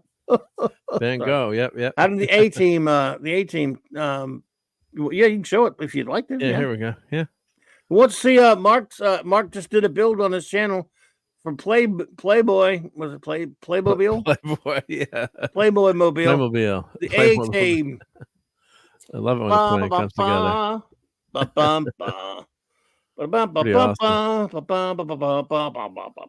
So you I'll do. show you some of the features here. I'll switch hopefully my mic won't mess up again when I switch, but let me switch to the desk mic. Oh, is that humming like crazy now, or is that? I don't hear it. Yeah, maybe it was just the connection. Was it as crazy as Adam doing Dance Revolution to Batman's? No, it wasn't as crazy as that, Fanty. Was not. I'll say that for it. That's a special one. There's the box.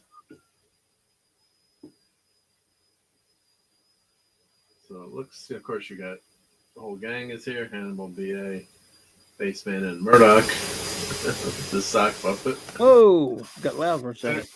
Now we can hear the background stuff, but that's okay. Don't worry about that. Oh, that's where so it's working good, and all of a sudden it flipped. No, it's good. You're good. Okay. Don't worry about it. So let's show all the characters up close. So there's Murdoch. Look, the shirt even says, let's see, bring back the dodo, I think, or... See his shirt? Did you read his shirt there? Bring back the dodo. Yeah, I guess that's Murdoch's shirt. Murdoch shirt, yep. And on the back, Da Nang 1970. Da Nang me. A lot of great details. There's BA.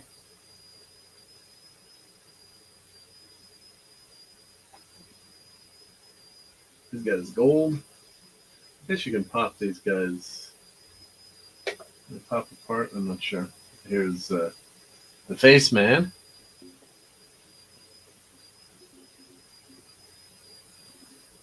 And we've got leader of the gang, Hannibal. I would have loved if they'd done a Godzilla suit.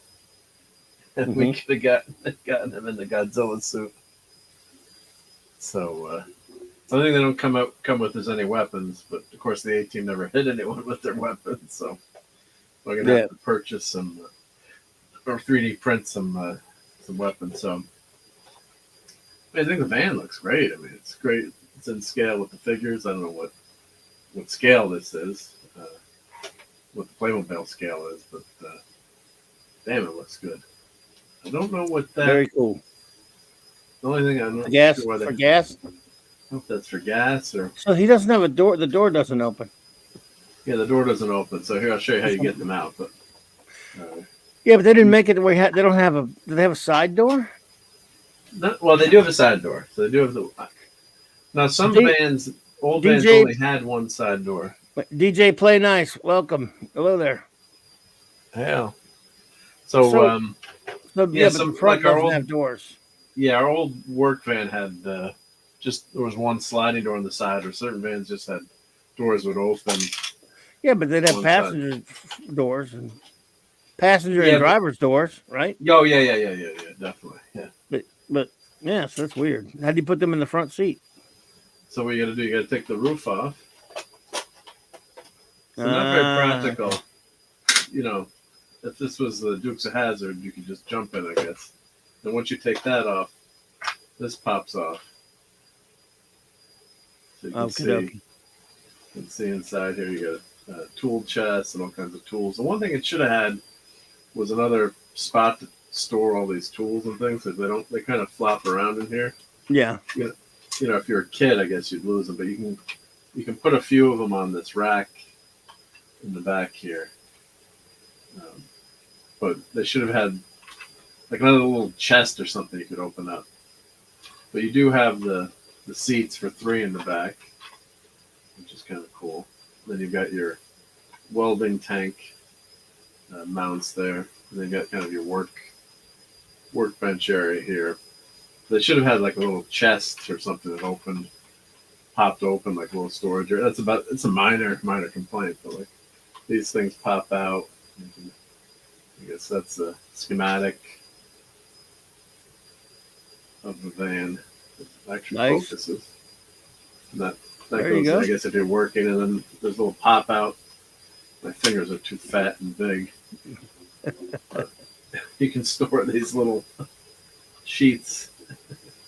I guess in the back here they store under the tool area. Get that back. Really lost. They just dropped a little piece. I can see where you'd lose all these little pieces. If it was something for kids, you'd rapidly lose everything. Let me drop these out. There we go. So yeah, so you can put, Mr. T always drives, right, his van, unless he's been knocked out. You kind of Don't knock me out when I'm driving my own van, fool. There we go. Wonder if you could put the top on. You have it like a convertible. Yeah, Mr. T. It's sort of. Oh, it actually doesn't snap on that well without the. It does, yeah. Like a kid. He wants them to do a Dukes of Hazzard line. You mean they don't have a Dukes of Hazzard line? They just came out with Magnum PI. Ah, okay. The Ferrari. They came out with the Magnum PI line. Real deal Magnum, right? Oh, real deal Magnum. Yeah. Real Magnum, yeah. Well, that's the only Magnum there is, right? There's only not the filthy remake show. Filth infested. Where he's married to married. Is he Higgins. married to Higgins? Well, or dating Higgins, or doesn't matter. That's not Higgins. And the same thing. It's like have them not get together. The tension is always better. I stopped watching the show, but then I heard they ended up together. And I actually switched networks. CBS dumped it, and I went to another network. They did have TC on. They did have the old guys on, which was a nice tribute. Not Tom Selleck, huh? No, I don't think Selleck has been on. But they had TC was on, and Rick was on, which is pretty cool to see. I guess they paid him. Yeah. Who'd they play, themselves or no? They played. They didn't play themselves, but they TC was in the bar with Rick, I think, and they, were playing old friend. We're old friends or whatever. Just a few minute cameo, but it was nice to see. And yeah, throw them some money, which is good too. So. I think we all can. We could all hear the A-Team theme in our mind. Dun, dun, dun. And I do wish it had some lights.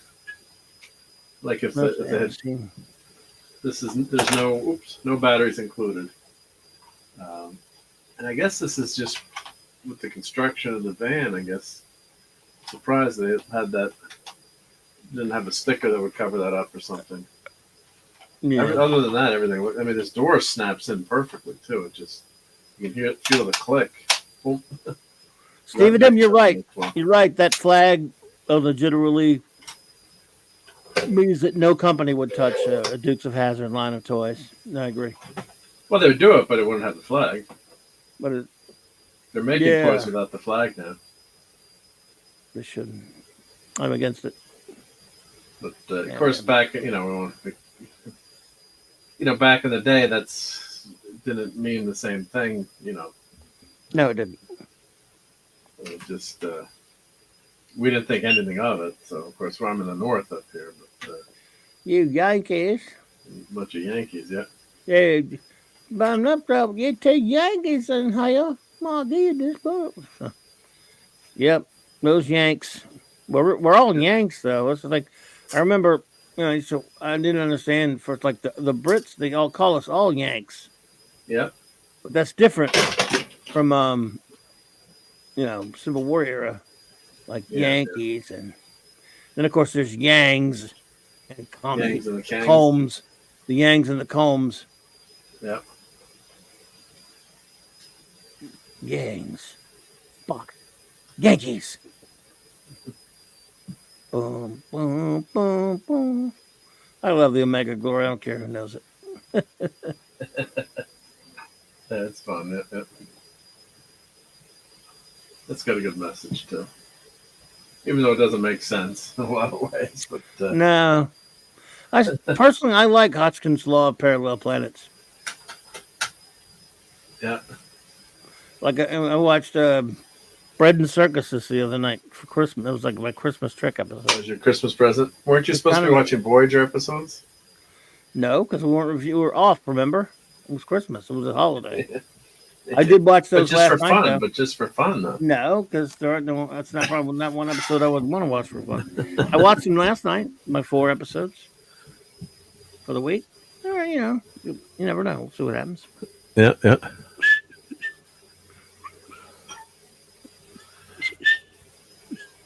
Maybe you could hire the A team. Fan says, pretty soon I'm going to line it with reinforced steel to make the toy bulletproof. Yeah. No one better shoot up my A-Team van. Hey, be a Mrs. Flu, Mythbusters. look who's here. Mrs. Ah. Flu. Oh, my goodness. Hell. Hey, how's Mr. Flu doing? Hope he doesn't have the flu. No. My wife is not doing well tonight. She's got the Oh, flu or no. something. She came home and went straight to bed. So, yeah, hope she's... Oh, boy. Hope she feels better. And it's lovely to see you, Mrs. Flu. Yes. Hello, hello, hello. Shout out to you and yours. You are the better half, so shout out to your lesser half. Yeah. We love him now. We love him. But, yeah. Yep. Yeah, my much better half came home and said, she'd been texting me. And she's like, I'm just going straight to bed. So I knew there was a problem, unfortunately. So No. I don't know if I'm going to sleep on the couch tonight or what, but. Oh. Maybe you better find out before you go get sick. Well, I mean, I'm not worried about that, but just disturbing her. Yeah. Thank you, Bobby. Well, there's that. Yeah. Yeah. Remember, I've been married like 20-something years, so it's been 30 years maybe. So it's not 30. Well, it's been a long time almost. Oh man, so I forgot those sorts of pleasantries, I suppose. Those considerations, if you know what I mean. I've been single a long time. Look at that. You take that, hey fool. You took the roof off my van. You better put it back on, fool. What did Murdoch do? Yeah. Yeah. Hey, Hannibal, you better tell this fool to put that roof back on my van. Take it easy, BA. Here, have a drink. You ain't gonna get me that way, sucker. Not this time. You ain't drugging me this time, fool. All right, fair enough. Here, have a cookie. Oh, okay. I like me a cookie. Hey, you think I'm that stupid? I know you're trying to drug me, so I'll go flying again, fool. I ain't gonna do it. No way. Come on, BA. I wouldn't drug a cookie. Nah. No, you wouldn't. Yeah, you would. All right, BA. Fair enough. Faceman says. Here. I brought you a cup of coffee. Yeah, that's better than a cookie. Yeah, that's pretty good coffee. Oh, hey, he fell for the coffee one. He's really gonna be pissed off when he wakes up on the plane. You know, they're having Steven, you're having so much fun running the whole conversation. Yeah. Well, you're doing a good Murdoch, right? Yeah. I can't. No, you mean BA? No, but I mean Murdoch would do that. Murdoch would do a whole conversation talking to himself of all the characters. He'd be talking to himself. Yes, he'd be in the truck going, "It's time to fly." I don't know. He did so many sticks. What's his face? Dwight Schultz was a genius. Yep. This is my favorite episode of the A-Team. That time this fool turned us into a bunch of stupid-looking Lego things, and we ain't even really Lego. Now take it, settle down, BA. We'll get changed back to human. Fool, I don't even like being no Lego. Now, come on, BA. We're not Legos. We're Playmobil. They're a totally different company. Yeah. So now we got to build something. Remember the montage music scene where they're building something scene with the music. It's time to build something now. Maybe you could hire the A-Team. Right? Great stuff. Yeah. Yeah. Man, now I want to go watch an episode of the A-Team. I mean, this makes me want to go watch one. With Howling Bad Murdoch.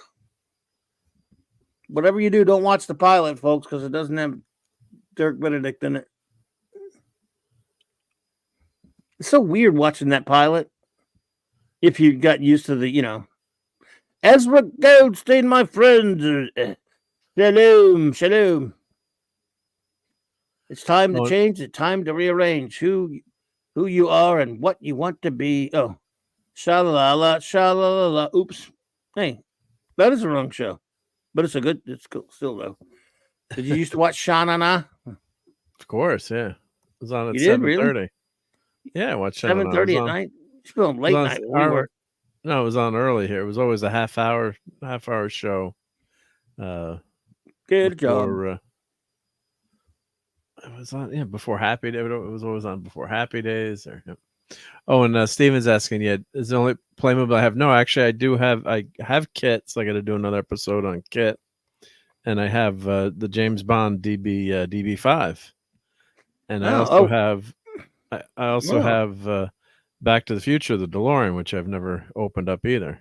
Oh, wow. Man, you did make all these, open all these. Miss Lucadell, that's a Brady Bunch episode. The kiddos, okay, wow. Before or after they jumped the shark? Oh, no, that was Happy Days, sorry.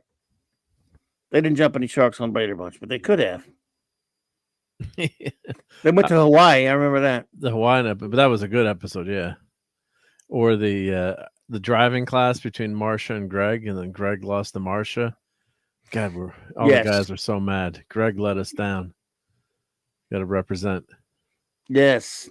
What are you, some kind of a sexist? Yeah. Remember the egg at the end? Wasn't there an egg on the cone, and Greg knocked the egg? Yeah, he knocked the egg over. That's right. I remember that. Wow. Yeah. God. Damn it, Greg. Remember it like it was yesterday. Greg. Yeah. He got Bobby rigged. Yeah, I used to watch that. I like Happy Days better. Marsha. I like Happy Days better. Oh, my nose. And that really did jump the shark. Oh, my nose. I can't do Marsha. Oh, my nose. And I'll never wash my face again. Hey, Face Man should have a cigar. They're not going to allow In fact, cigars. Hannibal should have a cigar. Yeah. They don't have guns either, do they? No guns or cigars. Michael already talked about all that. See, this is one thing about this toy, folks. No guns. Yeah. If this were the 70s, this show's from the 80s. If this toy were made in the 80s, they would have had guns, baby cakes. I'm telling you. The crazy thing is, Playmobil's Retro Blast said has other sets with weapons in it. So I'm surprised at that. Yeah. What's that? Which one has guns? Michael was saying that there were other sets that had weapons. Yeah, but they're just too. Yeah, but now they're just too much a bunch of pansies. They should do weapons. Well, they're recent ones though. Yeah, I bet somebody made weapons for these. I mean, like a fan or something. Yeah, he got a bunch. I gotta find some. Yeah. Yeah, buddy. Well, this is pretty cool though. Yeah, it's fun. Yeah, it's fun stuff. Yeah. Yeah. There's someone had to bring out pork chops and applesauce. Man, with the Brady Bunch quotes here. My goodness. Yeah. Right. I remember the Brady Bunch episode that had Joe Namath on it. Did you know Joe Namath? I remember. Oh yeah. He was on with. Wasn't he on with Bobby? He was throwing passes to Bobby or helping Bobby. Yeah. Something, or didn't Bobby write a letter? Yeah. To Joe. And what was it about? Was it like he wasn't doing well? Wasn't he pretending to be sick? Advice? No, you didn't derail at all. Pretended to be 6. Yeah. No, Mrs. Slew, we appreciate you didn't derail anything. No. But all random. Yep. this is open geekness on a Wild Card Wednesday night. That's what we do here. We've been talking about comics, and we talked about that stupid Star Wars crap from today, and now we're showing toys. But yeah, trying to think. I can't remember the exact plot of that episode. Yeah, Bobby was pretending to be really sick, right? That's right. I'm very, very sick. Or something. Yeah. And I think Deacon Jones was on that episode too. I think they had a couple players with the crams. Yeah, and then Bobby started a GoFundMe and had to return all the money. Oh no, GoFundMe. Yeah, but I think that that was when Namath got traded to the Rams, or right before it, maybe. Okay. Because they had some Los Angeles Rams players there as well. They had Deacon Jones was there, I believe. Oh, so they were That's why he was out in Hollywood area anyway. Although So. I don't think Namath got traded to like 77 or something. I want to say 76, 77. So that could have been. I think Brady Bunch was still on the air. Only lasted like 3 years, didn't it? So that may have been before Namath got traded to the. Yeah, I remember Davy Jones being on one as well, Bobby. Yeah, they.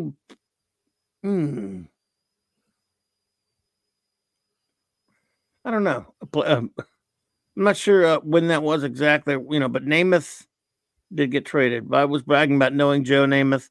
Yep. Then we went from he's bragging about knowing Joe. Okay. Yeah. Yeah. Yeah, Broadway Joe. But I can't remember if that was when he was still. I think he was. Didn't he wear his Jets uniform? Ziggs, formerly Hostman. Welcome. Good to see you. Yeah. Said Mr. Brown sent me. Oh, well, hail to Mr. Brown. That's very kind of him. And it's good to meet you, Ziggs. Since Ziggs, since Kate's. So let's see. Okay, well, I just can't remember the exact year that but I do know that Namath finished his career with the Crams. Now I'll never call them the Rams because I hate the Rams.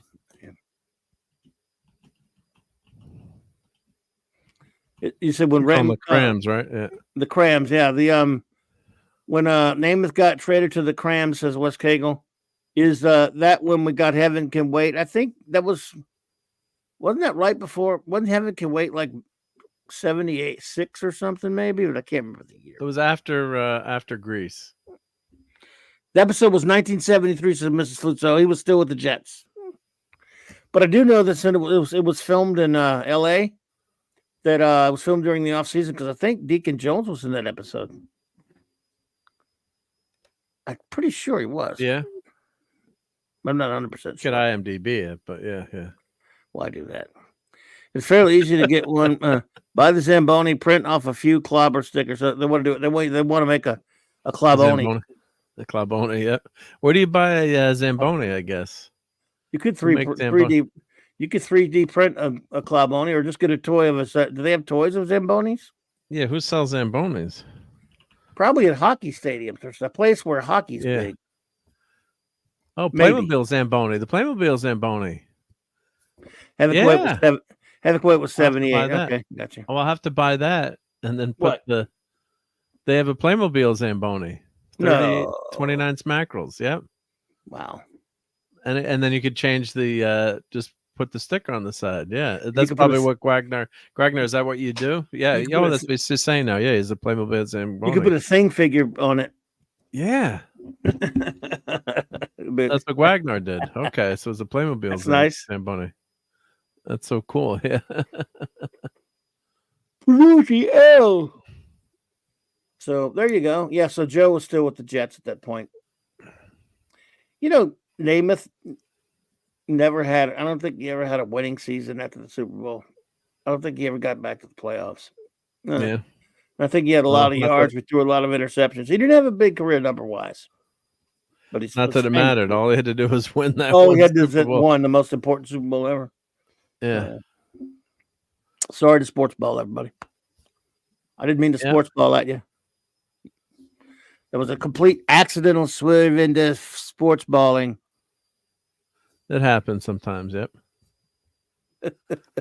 Oh, you can actually buy a Zamboni the kids can ride on. Oh, like a mini one. Like, they have the little mini Jeeps. This is sell well in Canada. It has to be somewhere riding Zamboni. Where hockey's really big up there. So yeah, it's on the Amazons. Those 6-volt batteries. Yeah, so yeah, you could have a a 1/6 scale thing on there. Yeah, that's Bobby. I remember that movie CC and Company with Joe Namath, and then he did a TV show called The Waverly Wonders. Yeah, Joe tried to make it big on TV. Joe's still around though. Good old Joe Namath is still hanging in. Joe Willie. Yep. He character. He got off. He cleaned himself up too. Remember, he had that big incident with Susie. Susie Colbert, but he cleaned it up. Yeah. No, thank God. Yeah. Mrs. Flute says she has a Lego Zamboni. I guess she means for the Blackhawks. For the Blackhawks, cool. Yeah. Yeah. All right. Yes, he did wear pantyhose on a commercial. He sure did. Old Broadway Joe. He's a character, Joe Willie.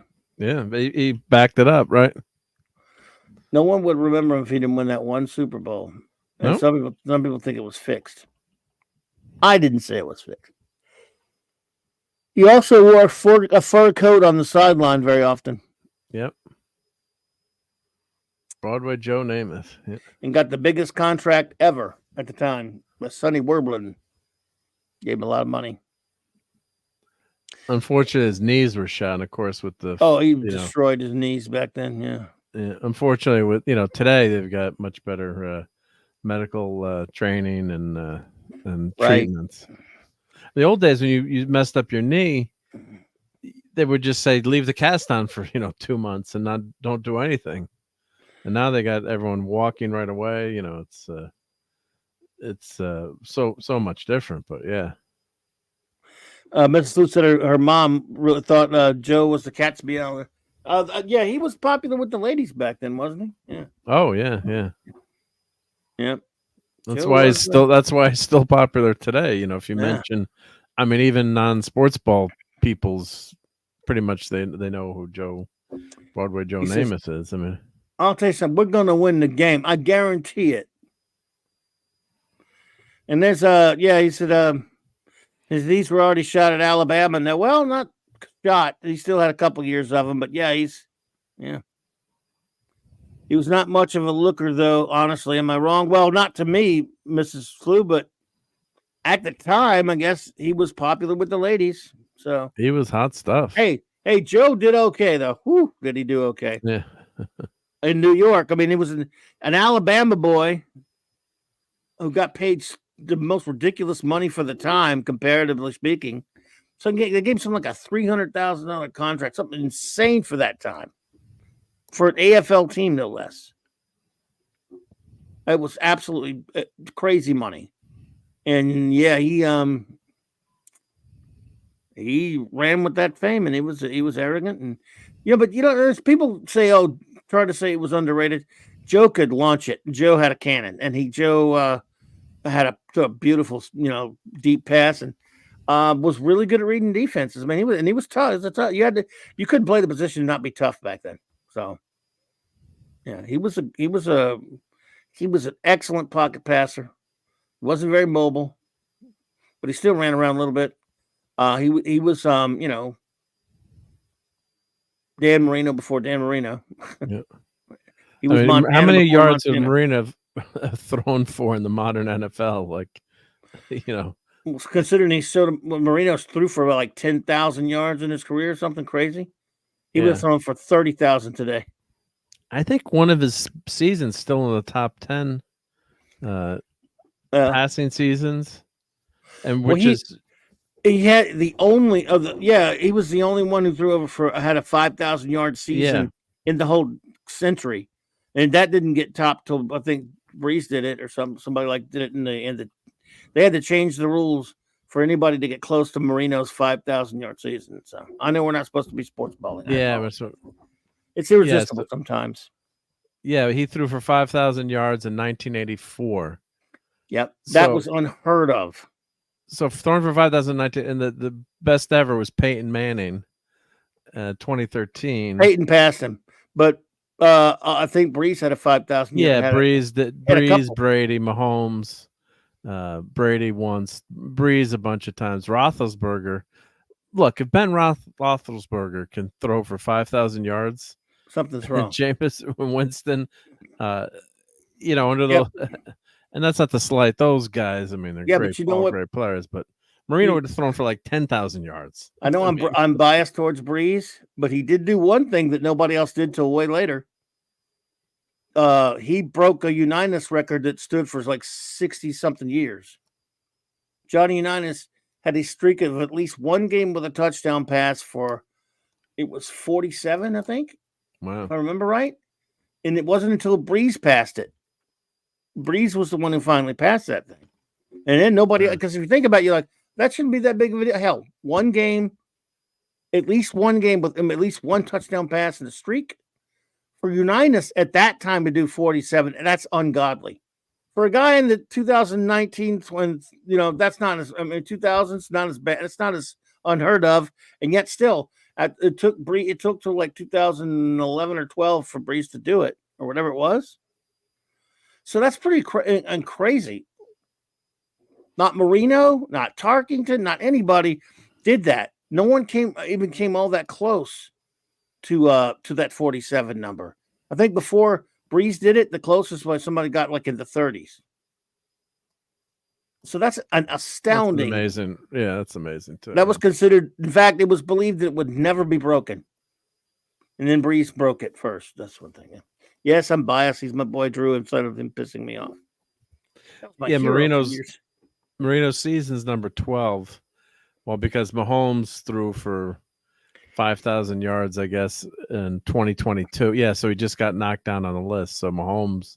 Good night, Mrs. Flew. Yeah, and Mahomes. Mahomes has now played. Even Brady played when you could still get beat up, and even Breeze played when you could still get beat up. For the past, if you came into the league in 2017, you played in the wussiest league ever. Well, that's how you know there's something going on, because the years. Hey, Ziggs, is a Saints fan. Who dat, buddy? Who dat? Even though we're going to get knocked out of the playoffs this week. Alejandro, welcome. Yeah, Joe Namath threw for 4,000 yards in 1967. Which is insane in 1967. Yeah, so that's the oldest record on the list. That's a 12-game season or a 14-game season, isn't it? Was it 14 or a 12? I don't know how many 14 games. Yeah, because that's the other thing too. Now they added a game, so they got to change all these records. They've added a game, but that didn't happen a couple years ago. But still, it was a 14-game schedule until 1977, I think, and then it went to the 16-game schedule, and it stayed 16 games until about 2 years ago. Yeah. So you got it. Wes, we've been the Aints before. Yeah, but you know what, Ziggs? We were a tortured fan base, Saints fans, for our first 40-something years, and then we had 15 years we were spoiled brats because we had Drew Brees. And that means we always had a chance, and we got one Super Bowl. But I got to admit, we're nowhere near as bad off as our Lions fans and Browns fans. I hope the Lions and the Browns make it to the Super Bowl this year, because we're not going to make it. You know what? We have to wait. We have to wait till 3:30 to the second game to find out if we're going in the playoffs this week. Ouch! If we got to beat the Falcons first, and of course if it's here, we probably will. And then the Bucs have to lose to the Panthers. I don't think that's happening. But even if they beat the Panthers, they win the division, and we need the Bears to beat the Packers, which could happen. And then we need the Cardinals to beat the Seahawks. If those two things happen, we'll be a wild card team. That's crazy. And we've been too inconsistent this year. Yeah. Yeah. We'd have a lot more Super Bowls if our coach hadn't gotten into human hunting, says Six. Which one? You mean Peyton or we got to get rid of Dennis Allen? Totally forgot tonight was a wild card Wednesday. Oh yeah, sorry about that, Alejandro. Yes, we're just kind of all over the place. We won't be here too much longer. We're going to throw the 15-yard penalty for the sports balling. Yeah. It is wild card, but yeah. Yes, it's fair enough. First time I saw a fan wearing a paper bag on their head was the Saints back in it was 81. It was 1980. I think it was 80 or 81, West, where they created the bag heads. They call them the Aints because we went 1-15. I remember we had a 35-7 lead at the half in San Francisco. And then Montana came out and just destroyed this thing. And that was like the game that they say kind of launched. It gave them such a boost. Of course, not too long after that, guess what they turned out to be. And we were Garbaggio. Saints were the Aints. I remember when we finally lost, we won one game that year at the Jets. The Jets were the team we beat. Drew Brees, 54,000 plus 54 touchdown passes in 2022. 52 2013 says Manning 51. Yep. So as far as single season, Is that what you're talking about? The single season? Yeah, single season. Yeah, yeah. There's a list. Yeah, so. But he's also did 45, and yeah. But it skews much. Yeah, but You know, we're the not top talking 20 about is much more. right. But I'm talking about the Number of record. yards. Too. I'm talking about the record where, regardless of how many seasons he had, because there were only like 12 games a season for Unitas, and he threw for 47 straight games through a touchdown with at least one touchdown pass. Yeah, yeah. That streak stood until something like 2000, I want to say 12 or 13, when Breeze finally passed it. And I think he added a few to that. I can't remember what the number was. But as far as touchdown passes in a year, I know who's got number one. Is it Breeze with 54? Let's see. Because I know Manning had 50 once, and I know Brady had 50 or 51 once. Breeze also did 45. 55 for Peyton. Okay, he's got the. Okay, he's the leader. But see, any of these records need to have asterisks with, the number of games. I mean, like baseball is the same thing with, Maris, breaking Babe Ruth's record. He did it in more games. That's consecutive. Okay, so see, it was broken in the passing era. When Breeze did the 54, it had been standing since the 60s, since the 50s. But go ahead, I'm sorry. No, it's just like baseball, with they always talk about, the asterisk. But every record should have an asterisk, not just, Roger Maris's home run record. He had played 154 games.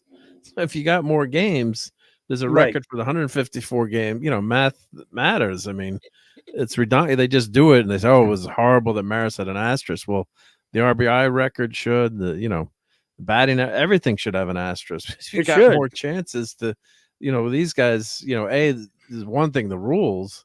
There's one other asterisk. You play more games. I mean, how is that fair? Also, after 1978, the Mel Blanc rule. In 1978, Don Shula was on the rules committee. He helped create the Mel Blount rule because Mel Blount, and they named it after Steelers headhunter, safety, cornerback, DB, Mel Blount, who was, you come over the middle and he was chopping people's heads off. Man, that guy was a monster. Mel Blount, he would hit you, and it was totally legal. If you're coming across the middle, he would jack you with his arm. And they said, you can't. You try to get up the line of scrimmage, he would hit you. So they came up with the Mel Blount rule that says you can't hit a receiver after 5 yards. Well, that opened up the passing game. So in other words, they could basically mug you as soon as you get up the line. Once you get all the way down the field, you could mug a wide receiver. Why do you think games ended up in 10-9 and 13 to this? You didn't have a lot of high scoring games. Yeah. So after 78, but still, even that said, Marino is the only guy to throw for 5,000 in that century. Yeah, so I'm looking at the list here.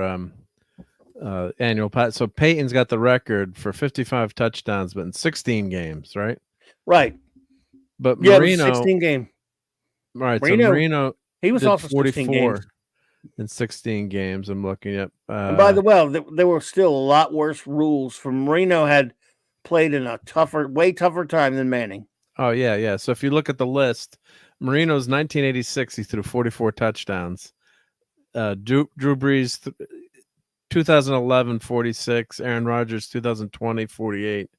Marino, 84, he threw 48 touchdowns. Peyton Manning, 2004, yards. Through 40. Yeah, that was his amazing season. Yeah. So, it's it's just unbelievable. So so Manning, Mahomes, Brady. When was the first 5,000 yard season after Marino did it in 84? Well, here, it wasn't until like the 2010s, right? Well, let me share this screen. It's always easier to have an audio. a visual reference. Sorry to there. sports ball, everyone, but we'll get We'll out do here a in a few minute. minutes. But Yeah. we're doing a little sports balling. I'm sorry. I apologize, but I do love this stuff. Well, this is Wikipedia, but here's your okay. Most seasons leading the league in touchdowns, right here. So let's go up. But Wyatt Tittle actually had one of the all-time great seasons passing in Yarland, 1963. Archibald Tittle.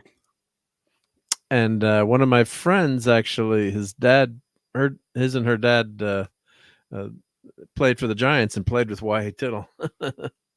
Wow. So Yeah, he played at LSU. He played at LSU. Okay, yeah. My buddy's LSU. friend played for Stanford. 2011 Breeze. But so look at that. 46. 36 touchdowns in 13 games. So that's 36 divided by 13. That's outrageous. So that's 2.75 TDs a game. And and he played 2 less games than Lamar Jackson in 2019. Yeah. So what was the ratio of Marino? 48 divided by 16. So that Marino 86. Marino 84 was the bigger one. So that's 3, right? Yeah, 48. 84, 48. 3 TDs. That averages 3 TDs a game. Yeah. But Wyatt Tittle in 1963, 36 passing touchdowns. Thanks, Wes. That's got to be the most crazy craziness. Yeah. Brady, let's see. So Drew, I know Drew's best year, I think, was 11, but it wasn't 12. It was 11. Super Bowl year was 9, but yeah. Okay, Club, it's giving me a chance to catch up on the drinkers. Went through the end of the year review. I hear you, Wagner. I'm sorry, but I'm still sorry, man. Once in a while, I just like to, Yeah. Oh, and Fanti, yeah. I don't know if I misspoke, but yeah. So Babe had the 154, and then Maris and Mantle has expansion league year 2 of the pitching, and then they had more games. Yeah, so it was a big controversy back then. And then Judge hit his. I think Judge hit his 60 before the 154 games. I can't remember now, but but these stats are amazing here when you look at it's just so skewed towards the modern NFL, but you can't blame the players. Look at Johnny Unitas right there, though. You got like one of them. Yeah. Oh, it keeps.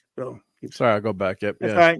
1959 of all years, he threw 32 touchdowns. 32 in a 12-game. Yeah. They might be counting postseason, but still 32 touchdown passes when nobody was throwing the football but him. Yeah. Except Autogram. 2.6 TDs a game. Yep. That's unreal. For back then, that's why he's the father of the position. I mean, just insane. Yeah. Dante Culpepper, Jesus Christ. Russell Wilson. Sonny Jurgensen, another one, man. Because he was a great passer. Sid Luckman, 28 TDs in 10 games. Yeah. And that's at 1943. 43, that's unheard of. Him and Sammy Baugh. Yeah, Otto Graham was a great one, Wes. No question about it, man. A guy was some great slinger. They had some great passers way before all the big names, What is this going by year? Every year, who's the top? This just go by season. So by season, who had the best season? You mean? Well, I guess, or is it by what's the leader? Oh, the leader per year. Yep. Arnie Herbert. Yep. Well, so if I go, if you click by year, here you go. So sort by year. Yep. Yeah. So that's Sammy Baugh was amazing. Autogram at 20. Yep. Yeah, Johnny U. Man, look at Johnny U. How many years he led? It's unreal. He was dominant, man. Good. Tobin wrote. Some Hall of Famers there, man. Frank Ryan. So Wyatt Tittle's record lasted for 21 years. That's good. Impressive when your record lasts for 21 years. Yep. So it took about. So what would he have? 36. When did someone get 37? Okay, Dan Marino. Dan Marino broke his record in 84. Wow. Lynn Dickey had 32. Right? Yep. So 36. At some point, Fran Tarkington had all the records. I guess he wasn't the leader in any of these years, but he Well, has the red is when you become the leader. So red, so white tittle.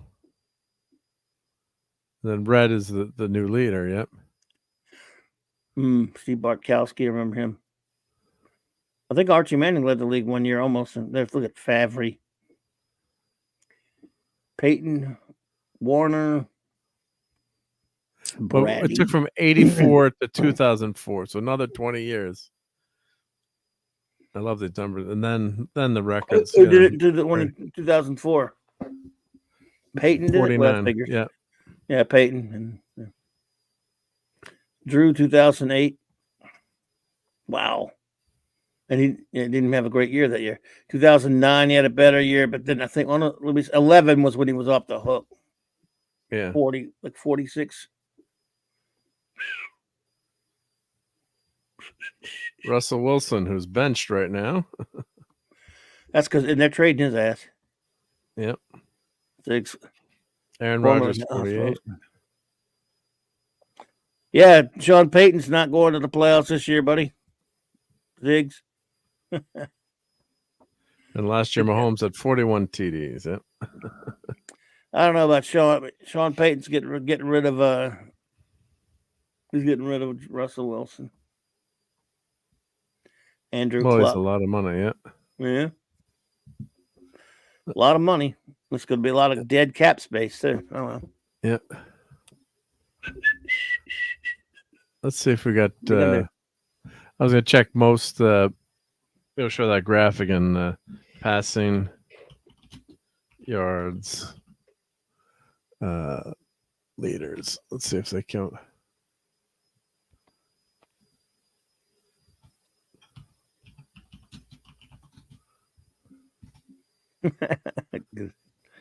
Norm Van Brocklin, he was great. Absolutely, West. Dan Fouts was great too. DJ played nice. I love Dan Fouts, man. Eric Coryell. Man, if that Chargers team had a defense, they'd have won 2 Super Bowls. Minimum. Just didn't have a defense. All-time passing yards leaders.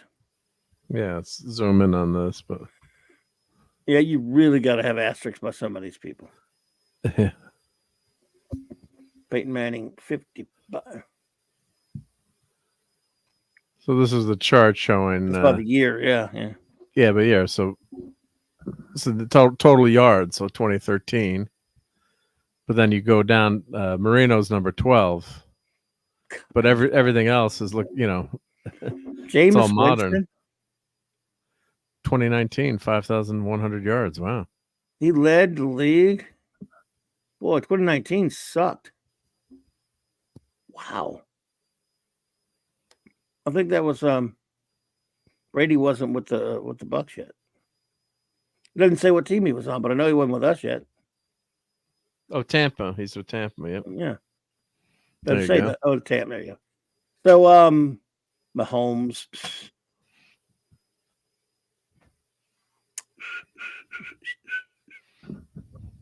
Marino.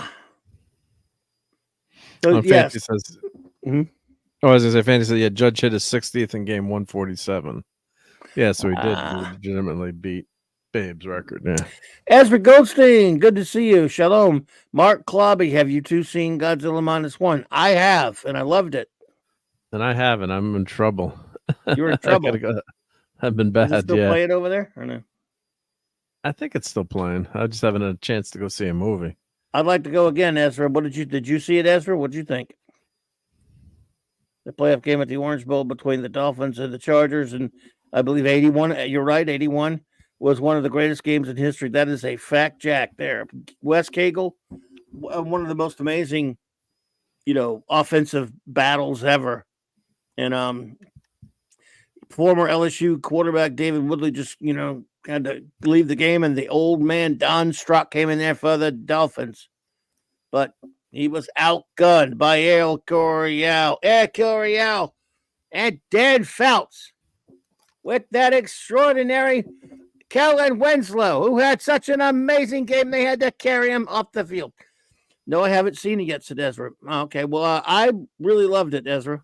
I thought it was I'd never seen anything like it. including I've never seen a Godzilla movie like it. No one has. It's unlike anyone you'd ever see, and yet it's just amazing. I love it. I want to go again. I hear they're gonna release like a black and white version, but not here. They'll probably like over there in Japan or something. That would be kind of cool. Maybe they'll put it on the Blu-ray. That's a Blu-ray I'm getting. I did buy a lot of the best like the Giants' best seasons or the best NFL games and now of course on YouTube you can find so many games. It's amazing. Yeah. Hey, Not Telling, welcome. I haven't seen you here before, and thank you for that. That's my silly over the top Howard Cosell. I hope Maddie's daddy's not listening to this because he does not like my ridiculous Howard Cosell knockoff voice. I don't blame him one bit. Howard Cosell was not the kind of guy that you mess with unless you're Steve. Not. Yeah. Good to see you, Not Telling. And I'm sorry I went over the top. I got out of control. Oh, but it's Wild Card Wednesday night. What we do. Kellen Wisdom was the absolute oh yeah, he was great. That game I used to pretend I was him and a kid playing sandlot football. He's one of those guys. He had a son that played in the NFL later and just didn't, there were some sons that didn't match up to Pappy. There were even some Pappies that didn't match up to sons, by the way. I don't know, I loved Archie Manning, but he got stuck with a garbagey team in the 70s with our wonderful Saints, but he's a beloved New Orleans Saint. You know that no one will ever wear number 8. That's a retired number here in New Orleans. Yep. Same with number 9. No one will ever touch number 9 around here. The problem is there's a couple other numbers I wish they would retire that they haven't yet. That bugs me, It's just like no one will ever wear 13 in Miami again, So. No one will ever wear 12 in Dallas or New York Jets, No one will ever wear 56 in New York Giants. LT. Nobody ever will ever wear that. Yep. All teams have those. Yeah, I mean, he changed football. You watch him, on defense. Wow. Yep, the best. What a force. Yeah. God, it was fun to watch. You don't realize it when you're watching the games, but that's great to go back that Monday Night Football game where he had that 99-yard touchdown interception, and Cosell had a good call on that, I'm sure. Yeah, but Wes, there are a couple numbers that they should retire that they won't, though. And I know what you're saying, but I don't know. It's hard to retire a number anywhere, I would say. But every team that's been around does have a number, except maybe the Texans. They probably don't have anybody. But just about every other team, yeah, you can go in there. No one will ever wear that number.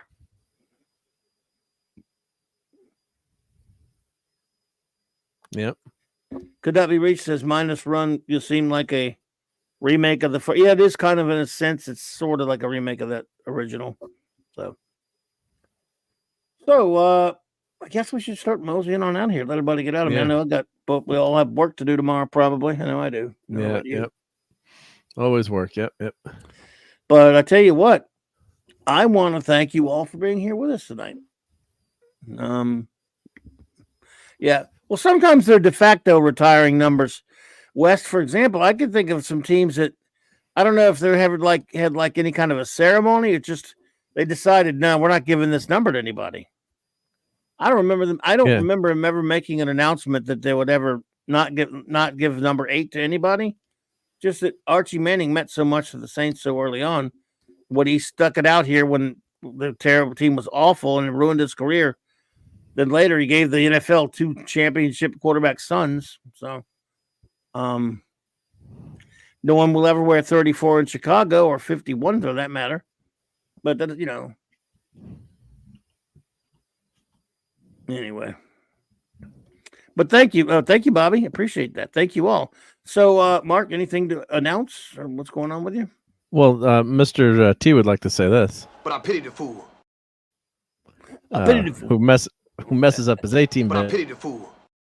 Actually, Stallone wrote that line. That's from Rocky 3. Ah. So the great Sly Fool. Stallone. Did he let him say fool all the time? Yep. Yeah. So you fish-eyed fool. But yeah, so no, it was always fun hanging out, and thank you for popping into that stream. And sorry it ran longer than I thought it would, but no problem. Yep, and it was fun hanging out with you on the comic book clubhouse over at Loki. So a lot of streaming tonight, but tomorrow night we're gonna have gonna be doing. You'll talk about it, but we'll be back on the clubhouse, and I'll be back with Sunday Night Geekery on 10 p.m. Eastern. Yep. Oh, and if you want to buy a Doomsday Machine, let me put that link in there. It's on my Ko-fi channel or Ko-fi website, I guess, and it's also on Fleabay right now. The ornament's on Fleabay. But let me put those links in because Raquel would yell at me if I didn't. So, and let's put up her banner so everyone can see. Go support Raquel. Yes. So we'll be back tomorrow night. The gang will be back together tomorrow night. Yep. That's right, Elsa. So well, thanks, dude, for hanging. Always fun. We apologize in advance for the sports balling, but yeah, sorry for all the sports balling folks. Just kind of took over. Hope we're all guys here. Most of us are used to it, but a lot of geeks don't like it when we sports ball, and we apologize. We're geeks. We geek most of the time. 97% of the time, we're geeking. I even got out of football after being huge for 50 years into it. But, I'm kind of trying to get back and enjoy it a little bit. It's not the same game, not the same fervor I had for it, but hey. Still fun. Still watch it. I'm back to watching it and just don't have what I used to have for it. It's the most watched thing in the country by far. I mean, ratings-wise. Yep. Show notes, everybody. Here come the show notes right now. Oh, what is tomorrow? Is Thursday night. The clubhouse is back in session. Well, it's always been in session, but number one returns. Whoops, wrong one. Number one returns, and we're going to be. Let's see. We're back. We'll have our Blake 7 reviews back tomorrow night. We'll be reviewing the episode Project Avalon, from season 1. I don't know. I don't think we'll have any Trek comics to review because we haven't gotten Justice for Raquel about those. We'll get that started back as soon as we can, and then I'm not sure. J-Man and I were planning to do some kind of stream tomorrow night, but he didn't really fill me in on it. So I don't know. So I might just be over at Tom's. I'm not sure. But with one T, there'll definitely be the clubhouse. And then Friday night, I'll be at J-Man's channel for sure. J-Man and Sean and I, we just got through reviewing Jack Kirby's Fourth World Epic. And now we're starting on a monumental journey reviewing all of Frank Miller's classic Daredevil run. So starting from the beginning, and it's going to be loads of fun. It is a must-read classic that changed comics. So there's that. Then Tales of Tomorrow, I think we're done with that, aren't we? Esther was asking. Yeah, I think there was one episode, but then Raquel said it was a duplicate. The submarine Captain Nemo episode. So I thought it was a new episode, but I'll check it again. Yeah, because it was mislabeled, but I'll look at it. Yeah, but I think we're done. So we got to pick another. If we want to, we can pick another series. We might pick another series to do. Yeah. Make it 2 things, but I wanted to keep doing some Trek comics. We'll see. Anyway, Nick Weiser and the gang. I should be hanging out with them later after J-Man stream. It'll be an open talk for the Friday Night Comic Shop Boys, 8:30 p.m. Central Standard Time with the great Nick Weiser, and appreciate that. Then Saturday night is all right for a fight. It is time. We are back on. We never left Saturday night, but number one returns, and our review show returns. We're resuming our ongoing mission of reviewing all of real Star Trek 66 through 05, the 735 Club. Our Voyager reviews, Voyager Season 4 reviews return with 4 more episodes. 9 p.m. Central Standard Time, same Trek time, same Clubby channel. Then, of course, the great Buck D with a C, the chief engineer, is back with Sunday Night Geekery to start out 2024 10 p.m. Eastern Standard Time. I'll be there hanging with him. And don't forget, Thank he you. might even Yep. show a little geekery. You never know. Oh, we're gonna have Gary on too to talk his An comic book eatery? a little bit. Yep, an eatery. Oh, yep. Gary. It's Gary. Oh, Gary- cool. There you go. Jiri is. Nick Jiri. says Gary. And I don't have I don't have a picture for it right now, but there will be usually every other Monday on J-Man's channel for our Legion reviews, but on the B Monday of the month, it's Earth B time, Earth B for Bob Haney. And so we always, that's what we do. That's how we roll up in here and so we'll have another Earth B visit. I don't know exactly what issue it is yet, so I don't have a picture, but it'll be that with J-Man and I on Monday night. And then, of course, Monday Night March Comics Talk after that. So let's see.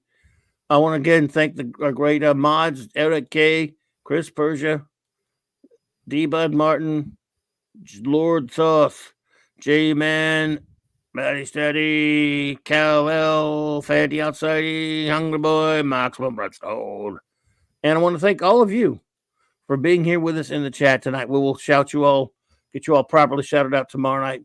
So, again, my dear friends, thank you so much for helping us start off our first Wildcard Wednesday night of 2024. And you are all amazing. And we will be back to do it again tomorrow night to kick off 2024's first Clubby's Clubhouse. Until then, everyone have a great night. I hope to see you here tomorrow. Thank you so much. Bless you all and live long and perspire, my friends.